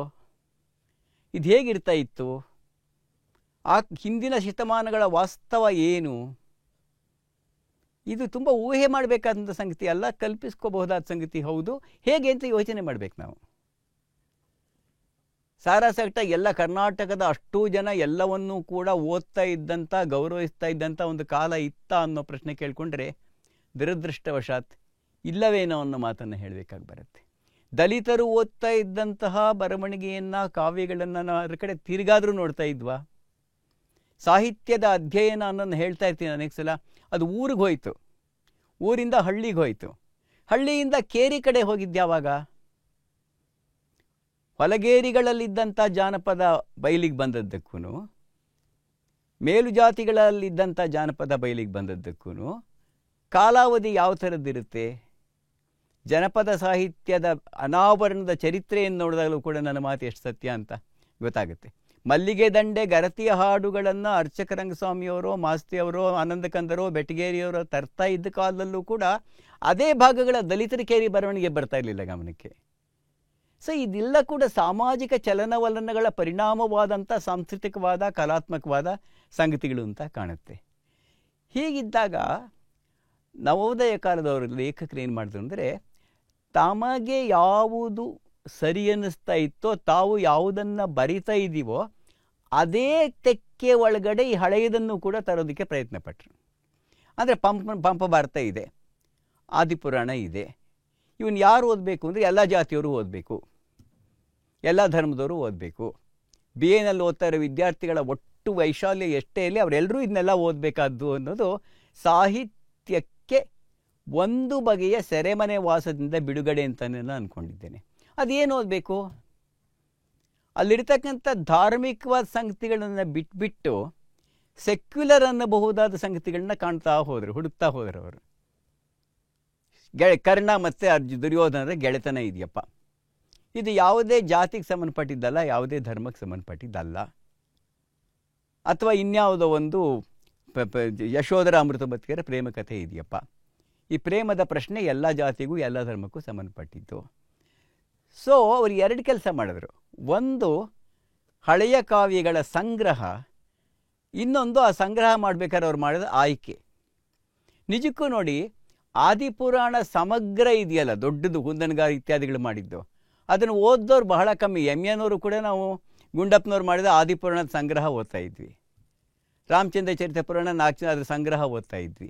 ಅಂದರೆ ಮೂಲವನ್ನು ಬಿಟ್ಟು ಸಂಗ್ರಹವನ್ನು ಮಾಡುವಾಗಿರ್ತಕ್ಕಂಥ ದೃಷ್ಟಿಕೋನ ಏನಾಗುತ್ತೆ ಅಂದರೆ, ನನ್ನ ತಿಳುವಳಿಕೆ, ನನ್ನ ಆಯ್ಕೆಗಳನ್ನು ನನ್ನ ಹಳೆಯ ಕಾವ್ಯಗಳ ಮೇಲೆ ಹೇರ್ತಾ ಇರ್ತೀನಿ. ಒಂದು ಕಾಲದಲ್ಲಿ ನಮಗೆ ಪಂಪಭಾರತ ಬಹಳ ಮುಖ್ಯವಾದ್ದು, ಆದಿಪುರಾಣ ಅಲ್ಲ ಅನ್ನೋ ಒಂದು ತಿಳುವಳಿಕೆಯಿಂದ ಕೊಡಲಾಯಿತು. ನೀವು ಸಾಹಿತ್ಯ ವಿಮರ್ಶೆಯ ಚರಿತ್ರೆ ನೋಡಿದ್ರೆ ಗೊತ್ತಾಗುತ್ತೆ. ಅದು ಯಾಕಪ್ಪ ಆದಿಪುರಾಣ ಯಾಕಲ್ಲ, ಯಾಕೆ ಪಂಪಭಾರತ ಆಯಿತು? ಇದರ ಹಿಂದೆ ಇದ್ದಂಥ ಒತ್ತಡಗಳು ಯಾವ ಥರದ್ದು? ಬರ್ತಾ ಬರ್ತಾ ವಿಮರ್ಶೆಯ ಚರಿತ್ರೆ ಮತ್ತು ಅಭಿರುಚಿಯ ಚರಿತ್ರೆ ಏನು ಮಾಡ್ತು? ಆದಿಪುರಾಣ ಪಂಪಭಾರತದಷ್ಟೇ ಮುಖ್ಯವಾದ್ದು ಅನ್ನೋ ತಿಳುವಳಿಕೆಯನ್ನು ಕೊಡ್ತು. ಹೀಗಾಗಿ ಹಳೆಯ ಜಾನಪದ ಹಾಡುಗಳನ್ನು ಹಾಡಬೇಕಾದ್ರೆ ಕೆರೆಗೆ ಹಾರ ಒಂದು ಇಂಪಾರ್ಟೆಂಟ್ ಅದು ಲಾವಣಿ ಅಂತ ಅನ್ನಿಸ್ತು. ಮೀರ್ ಸಾಧಕನ ಟಿಪ್ಪು ಸುಲ್ತಾನ್ ಲಾವಣಿ ಇಂಪಾರ್ಟೆಂಟ್ ಅದು ಅನ್ನಿಸ್ತು. ನಿನ್ನ ಚಾಯ್ಸಸ್ ಇದೆಯಲ್ಲ ಹಳೆಯದರಲ್ಲಿ, ಆ ಚಾಯ್ಸಸ್ಸು, ಆಯ್ಕೆಗಳು ನಿನ್ನ ಇವತ್ತಿನ ಅಭಿರುಚಿಗೆ ಅನುಗುಣವಾಗಿ ಹೊಂದಿಕೊಳ್ತಾ ಹೋಗುತ್ತೆ. ಇದು ಹಳಗನ್ನಡ ನಡುಗನ್ನಡ ಕಾವ್ಯಗಳನ್ನು ನಮಗೆ ಒಗ್ಗಿಸಿಕೊಳ್ಳುವ ಕೆಲಸ. ಬಸವಣ್ಣವ್ರ ವಚನಗಳಲ್ಲೂ ಕೂಡ ಯಾವುದು ಹೆಚ್ಚು ಪ್ರಸಿದ್ಧವಾಯಿತು? ಯಾಕಾಯಿತು? ಅಕ್ಕಮಹಾದೇವಿ ವಚನ ಯಾವುದು ಮುಖ್ಯ ಅಂತ ಅನ್ನಿಸ್ತು ನಮಗೆ? ಪುರಂದರದಾಸರ ಕೀರ್ತನೆಗಳಲ್ಲಿ ಯಾವುದನ್ನು ಮಡಿಮಡಿವೆಂದು ಅಡಿಗಡಿಗೆ ಹಾರುವೇನೋದನ್ನು ನಾವು ಯಾಕೆ ಬೇಕು ಮುಖ್ಯ ಅಂದ್ವಿ? ಕುಲ ಕುಲ ಕುಲವೆಂದು ಬಡಿದಾಡದಿರಿ ನಿಮ್ಮ ಕುಲದ ನೆಲೆ ಏನಾದರೂ ಬಲ್ಲಿರ ಅಂತ ಕನಕದಾಸರ ಕೀರ್ತನೆಯನ್ನೇ ಯಾಕೆ ಆರಿಸ್ಕೊಂಡ್ವಿ? ಈ ಆಯ್ಕೆಗಳ ಹಿಂದೆ ಆಧುನಿಕತೆ ಇತ್ತು. ಆದರೆ ಈ ಆಯ್ಕೆ ಮಾಡಿದ್ವಿ ಅನ್ನೋ ಸಂಗತಿನೇ ಟೋಟಲ್ ರಿಜೆಕ್ಷನ್ಗೆ ಅವಕಾಶ ಕೊಡಲಿಲ್ಲ. ನಾವು ಹಳೆಯದನ್ನು ಒಪ್ಪಿಕೊಳ್ಳುತ್ತೇವೆ, ಅದು ನಮ್ಗೆ ಹೇಗೆ ಬೇಕೋ ಹಾಗನ್ನು ಒಪ್ಪಿಕೊಂಡು ಹೇಗೆ ಬೇಕೋ ಹಾಗನ್ನು ತೊಗೊಳ್ತೀವಿ ಅನ್ನೋ ನಿಲುವನ್ನು ತಳೆದ್ರು. ಇದು ಬಹಳ ಮುಖ್ಯವಾದ ನಿಲುವು ಅಂತಲೇ ನಾನು ಅಂದ್ಕೊಂಡಿದ್ದೇನೆ. ಇರಲಿ. ಆಮೇಲೆ ಅವತ್ತಿನ ಸನ್ನಿವೇಶ ಇದ್ದದ್ದು, ಅದು ಕರ್ನಾಟಕ ಅಂತ ನಾವು ಇವತ್ತು ಕರಿತಿದ್ದೀವಲ್ಲ, ಆ ಭೂಗೋಳ ಪ್ರದೇಶದ ಒಂದು ರಾಜಕೀಯ ಅಂತ ಕಾಣುತ್ತೆ. ನಾನೇನು ಹೇಳ್ತಿದ್ದೀನಿ ಅಂತಂದರೆ, ಆವಾಗ ಇದು ಹಳೆ ಮೈಸೂರಿತ್ತು, ಬಾಂಬೆ ಪ್ರೆಸಿಡೆನ್ಸಿ ಅಂತ ಧಾರವಾಡ ಬೆಳಗಾವಿ ಎಲ್ಲ ಅಲ್ಲಿತ್ತು, ಮಂಗಳೂರು ಮದ್ರಾಸ್ ಪ್ರೆಸಿಡೆನ್ಸಿಗೆ ಸೇರಿತ್ತು. ಹೈದರಾಬಾದ್ ಕರ್ನಾಟಕ ಅಂತೂ ನಾವು ಸಂಬಂಧವೇ ಇಲ್ಲ ಅನ್ನೋ ಹಾಗೆ ಗುಲ್ಬರ್ಗ, ರಾಯಚೂರು, ಬೀದರು ಇನ್ನೆಲ್ಲೋ ಇರ್ತಾ ಇತ್ತು. ಇವುಗಳ ನಡುವೆ ಭೌಗೋಳಿಕ ಸಂಪರ್ಕನೂ ಇಲ್ಲ. ಅಡಿಗರೆಲ್ಲ ಒಂದು ಕಡೆ ಬರೀತಾರೆ, ಮೈಸೂರಿಂದ ತಾನು ಕುಂದಾಪುರಕ್ಕೆ ಹೋಗ್ಬೇಕಾದ್ರೆ 4 ದಿನ ಬೇಕಾಗಿತ್ತು, 9 ನದಿ ದಾಟಬೇಕಾಗಿತ್ತು ಅಂತ.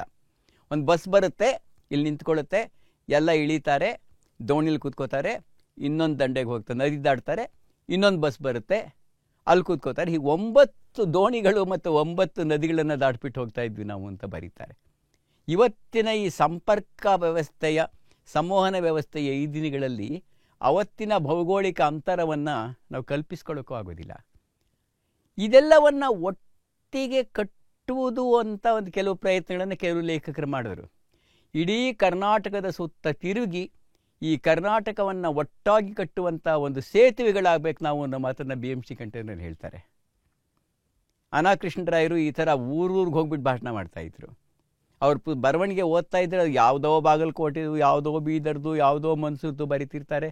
ಹಳೆ ಮೈಸೂರು ಅರಕಲ್ಗೋಡಲ್ಲಿ ಹುಟ್ಟಿದವರು ಅವರು. ಶಿವರಾಮ್ ಕಾರಂತರು ಹೀಗೆ ಇಡೀ ಕರ್ನಾಟಕವನ್ನು ಹರಗಿದ್ದಾರೆ. ಹಾಗಾಗಿ ಈ ಕರ್ನಾಟಕ ಯಾತ್ರೆ ಎನ್ನುವುದು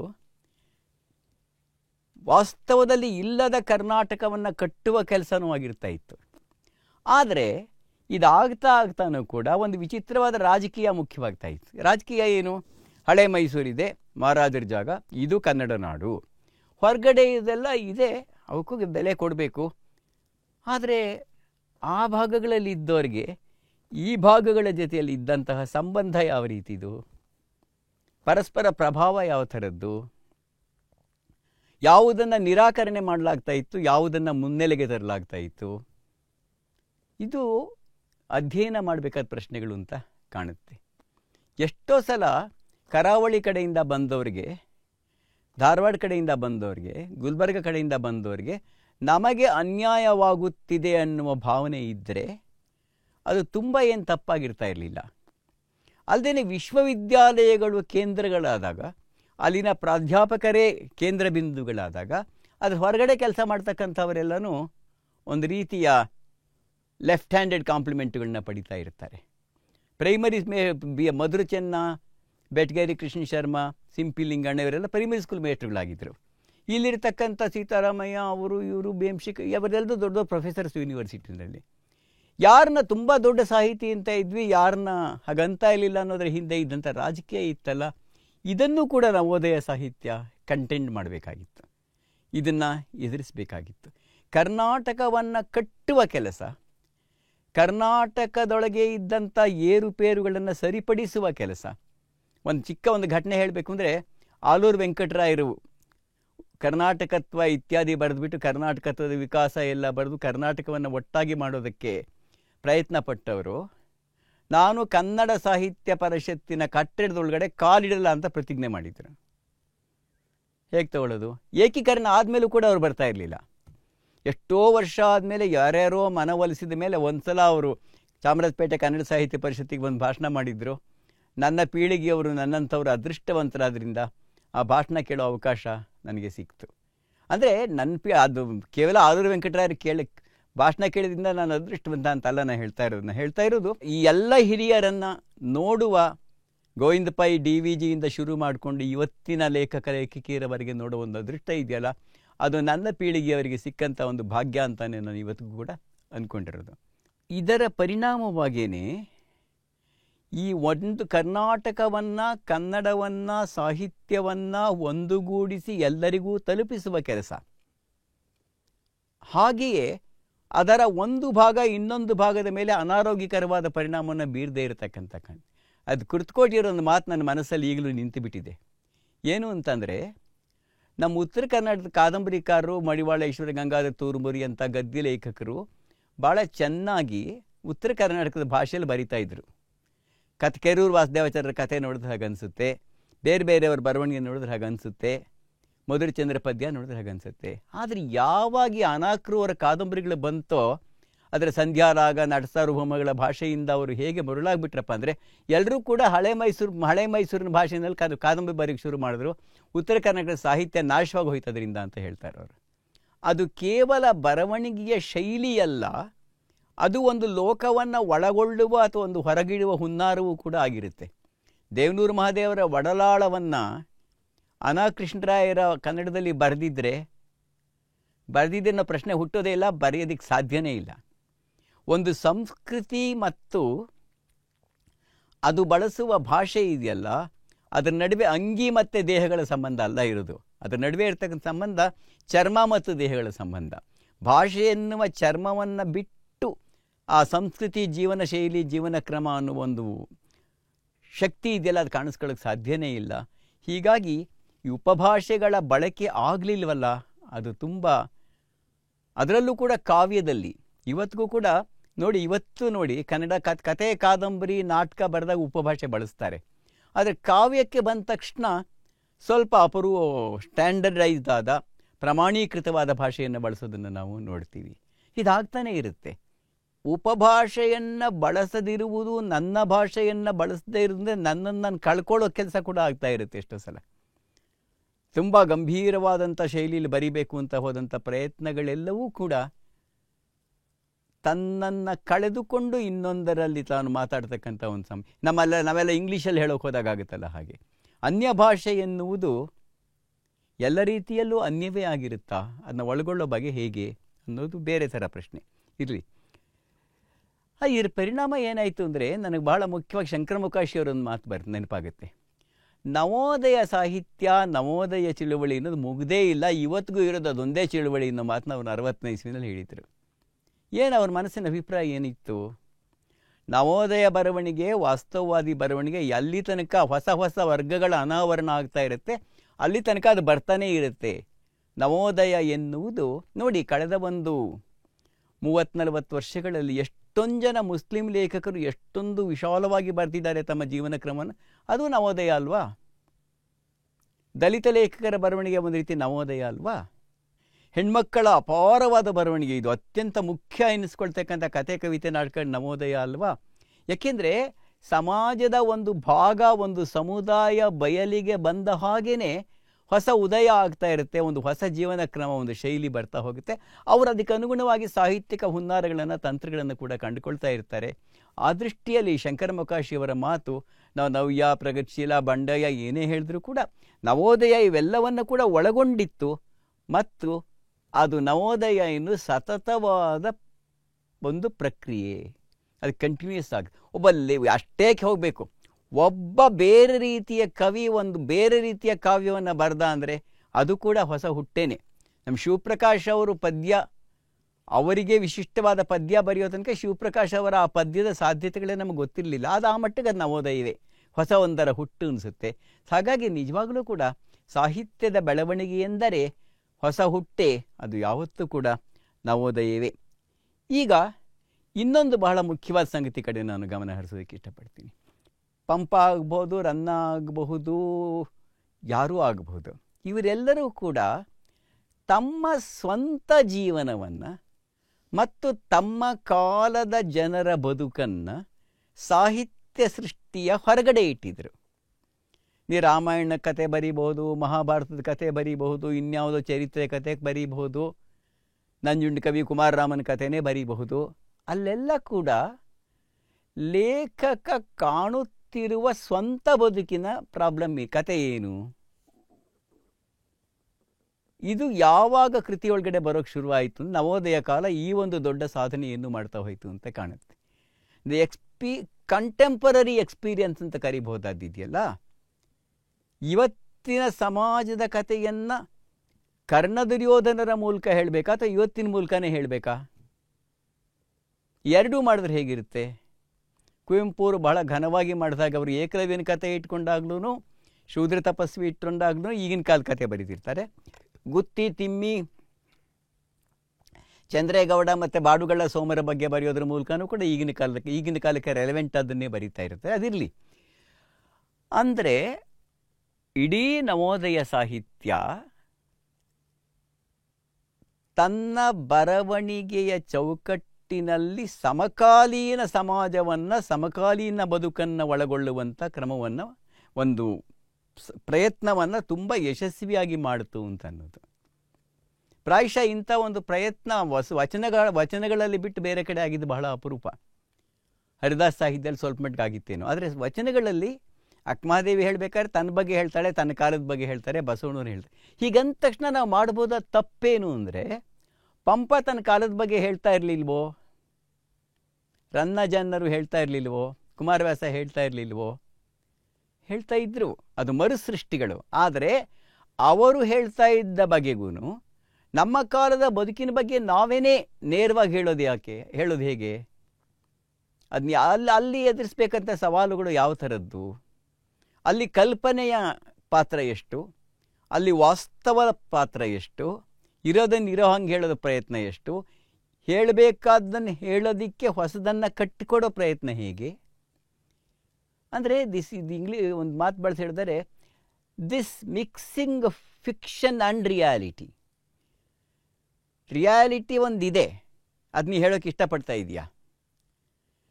ಆದರೆ ಅದನ್ನು ಹೇಳೋಕೆ ನೀವು ಬಳಸ್ತಾ ಇರ್ತಕ್ಕಂಥದ್ದು ಕಥಾ ಸಾಹಿತ್ಯ, ಕತೆ ಕಾದಂಬರಿ. ಕತೆ ಕಾದಂಬರಿನೋದು ಇವತ್ತು ಏನೇನಾಗ್ತಾ ಇದೆ ಅದನ್ನೆಲ್ಲ ಹೇಳಿದ್ದೋ ಅಥವಾ ಅಲ್ವೋ? ಅಲ್ಲಿ ನಿನ್ನ ಇಮ್ಯಾಜಿನೇಷನ್ ಯಾವ ಕೆಲಸ ಮಾಡಿರುತ್ತೆ? ಈ ಪ್ರಶ್ನೆ ಕಾನೂರು ಹೆಗ್ಗಡ್ತಿ ಕಾದಂಬರಿ ತಗೊಂಡು ಹೂವಯ್ಯ ಒಬ್ಬ ಇದ್ನಾ? ಇಲ್ಲ. ಪ್ರಾಣೇಶಾಚಾರ್ಯ ಇದ್ರಾ? ಚಂದ್ರಿ ಇದ್ರಾ? ಸಂಸ್ಕಾರ ಚಂದ್ರಿ ಇದ್ರಾ? ಇರಲಿಲ್ವಾ? ಇದ್ರೂ ಅನ್ನೋದು ನಿಜ, ಇಲ್ಲ ಅನ್ನೋದು ನಿಜ ಅನ್ನೋ ಒಂದು ವಿಚಿತ್ರವಾದ ವಾಸ್ತವ ಇದೆಯಲ್ಲ, ಅದು ಕಲ್ಪನೆ ಮತ್ತು ವಾಸ್ತವಗಳ ನಡುವಿನ ಕಾಂಬಿನೇಷನ್ ಫಲವಾಗತಕ್ಕಂಥ ಒಂದು ಪವಾಡ ಅಂತ ನಾನು ಅಂದ್ಕೊಂಡಿದ್ದೇನೆ. ನವೋದಯ ಲೇಖಕರು ಈ ಕೆಲಸನ ಮಾಡಬೇಕಾಯ್ತು. ಇಲ್ಲಿ ಇನ್ನೊಂದೇನಾಗಿದೆ, ಲೇಖಕ ತನ್ನ ಬಗ್ಗೆ ಹೇಳ್ತಿರ್ತಾನ ಅಥವಾ ಲೋಕದ ಬಗ್ಗೆ ಹೇಳ್ತಿರ್ತಾನ? ಎರಡನ್ನೂ ಹೇಳ್ತಾ ಇರ್ತಾನ? ಕುವೆಂಪು ಹೂವಯ್ಯನನ್ನು ಸೃಷ್ಟಿಸಿದರೋ ಹೂವಯ್ಯನೇ ಆಗಿದ್ರೋ? ಒಂದು ಕಾಲದ ವಿಮರ್ಶೆ ಹೂವಯ್ಯನಲ್ಲೇ ಲೇಖಕನ ಕಾಣೋಕ್ಕೆ ಪ್ರಯತ್ನ ಪಟ್ಟರು. ಆಮೇಲೆ ವಿಮರ್ಶೆ ಏನು ಮಾಡಿತು, ಇಲ್ಲ ಹೂವಯ್ಯ ಕೂಡ ಕುವೆಂಪು ಅವರು ಸೃಷ್ಟಿಸಿದ ಒಂದು ಪಾತ್ರವೇ ಹೊರತು ಸ್ವತಃ ಕುವೆಂಪು ತನ್ನಂತಾನೇ ಹೂವಯ್ಯನ ಮೂಲಕ ಹೇಳ್ಕೊಡ್ತಾ ಇರಲಿಲ್ಲ. ಕುವೆಂಪು ಅವರ ಕೆಲವು ವಿಚಾರಗಳು, ಐಡಿಯಾಗಳು ಅವರಲ್ಲಿ ಹೂವಯ್ಯ ಹೇಳಿದ್ರು ಕೂಡ ಅದು ಬರೀ ಕುವೆಂಪು ಅವರ ಐಡಿಯಾ ಆಗಿರಲಿಲ್ಲ. ಆ ಕಾಲದ ಅನೇಕರು ಆ ಥರ ಯೋಚನೆ ಮಾಡ್ತಾಯಿದ್ರು. ಅದರಿಂದ ನೀನು ಸೃಷ್ಟಿಸುವ ಪಾತ್ರಗಳಿಗೂ ನಿನಗೂ ಯಾವ ರೀತಿಯ ಸಂಬಂಧ ಇರಬೇಕು? ಲೇಖಕನ ಆದರ್ಶಗಳು, ವಿಚಾರಗಳು, ಧೋರಣೆಗಳು, ಭಾವನೆಗಳು, ನಂಬಿಕೆಗಳು ಇದೆಲ್ಲವನ್ನು ಸಗಟಾಗಿ ಹೇಳುತ್ತಾ ಒಂದು ಪಾತ್ರ, ಅಥವಾ ಅವನು ಸೃಷ್ಟಿಸುವ ಪಾತ್ರಗಳಿಗೆ ತಮ್ಮದೇ ಆದ ಒಂದು ಜೀವನ ಇರುತ್ತೋ, ತಮ್ಮದೇ ಆದ ಒಂದು ಕಲ್ಪನೆ ಇರುತ್ತೋ? ನೋಡಿ ಎಷ್ಟು ದೊಡ್ಡ ಸವಾಲು ನೋಡಿ ಇದು. You are creating them, but you want them to be true to life also. ಈ ವಾಸ್ತವವನ್ನು ಹೇಳೋದಕ್ಕೆ ಕಲ್ಪನೆಯನ್ನು ಬಳಸ್ಕೊಳ್ಳೋದಿದೆಯಲ್ಲ, ಇದು ತುಂಬ ದೊಡ್ಡ ಸವಾಲು. ಇದನ್ನು ಈ ಲೇಖಕರು ಎದುರಿಸಲೇಬೇಕಾಗಿ ಬಂತು. ಆ ಇಮ್ಯಾಜಿನೇಷನ್ ಅನ್ನೋದು ಇದೆಯಲ್ಲ, ಇಲ್ಲದ ಪಾತ್ರಗಳನ್ನು ಇದ್ದಾರೆ ಅನ್ನೋ ಹಂಗೆ ಕಟ್ಕೊಡೋದಿದೆಯಲ್ಲ, ಅದು ಬಹಳ ದೊಡ್ಡ ಸಾಧನೆ ಅಂತ ಅಂದ್ಕೊಂಡಿದ್ದೀನಿ.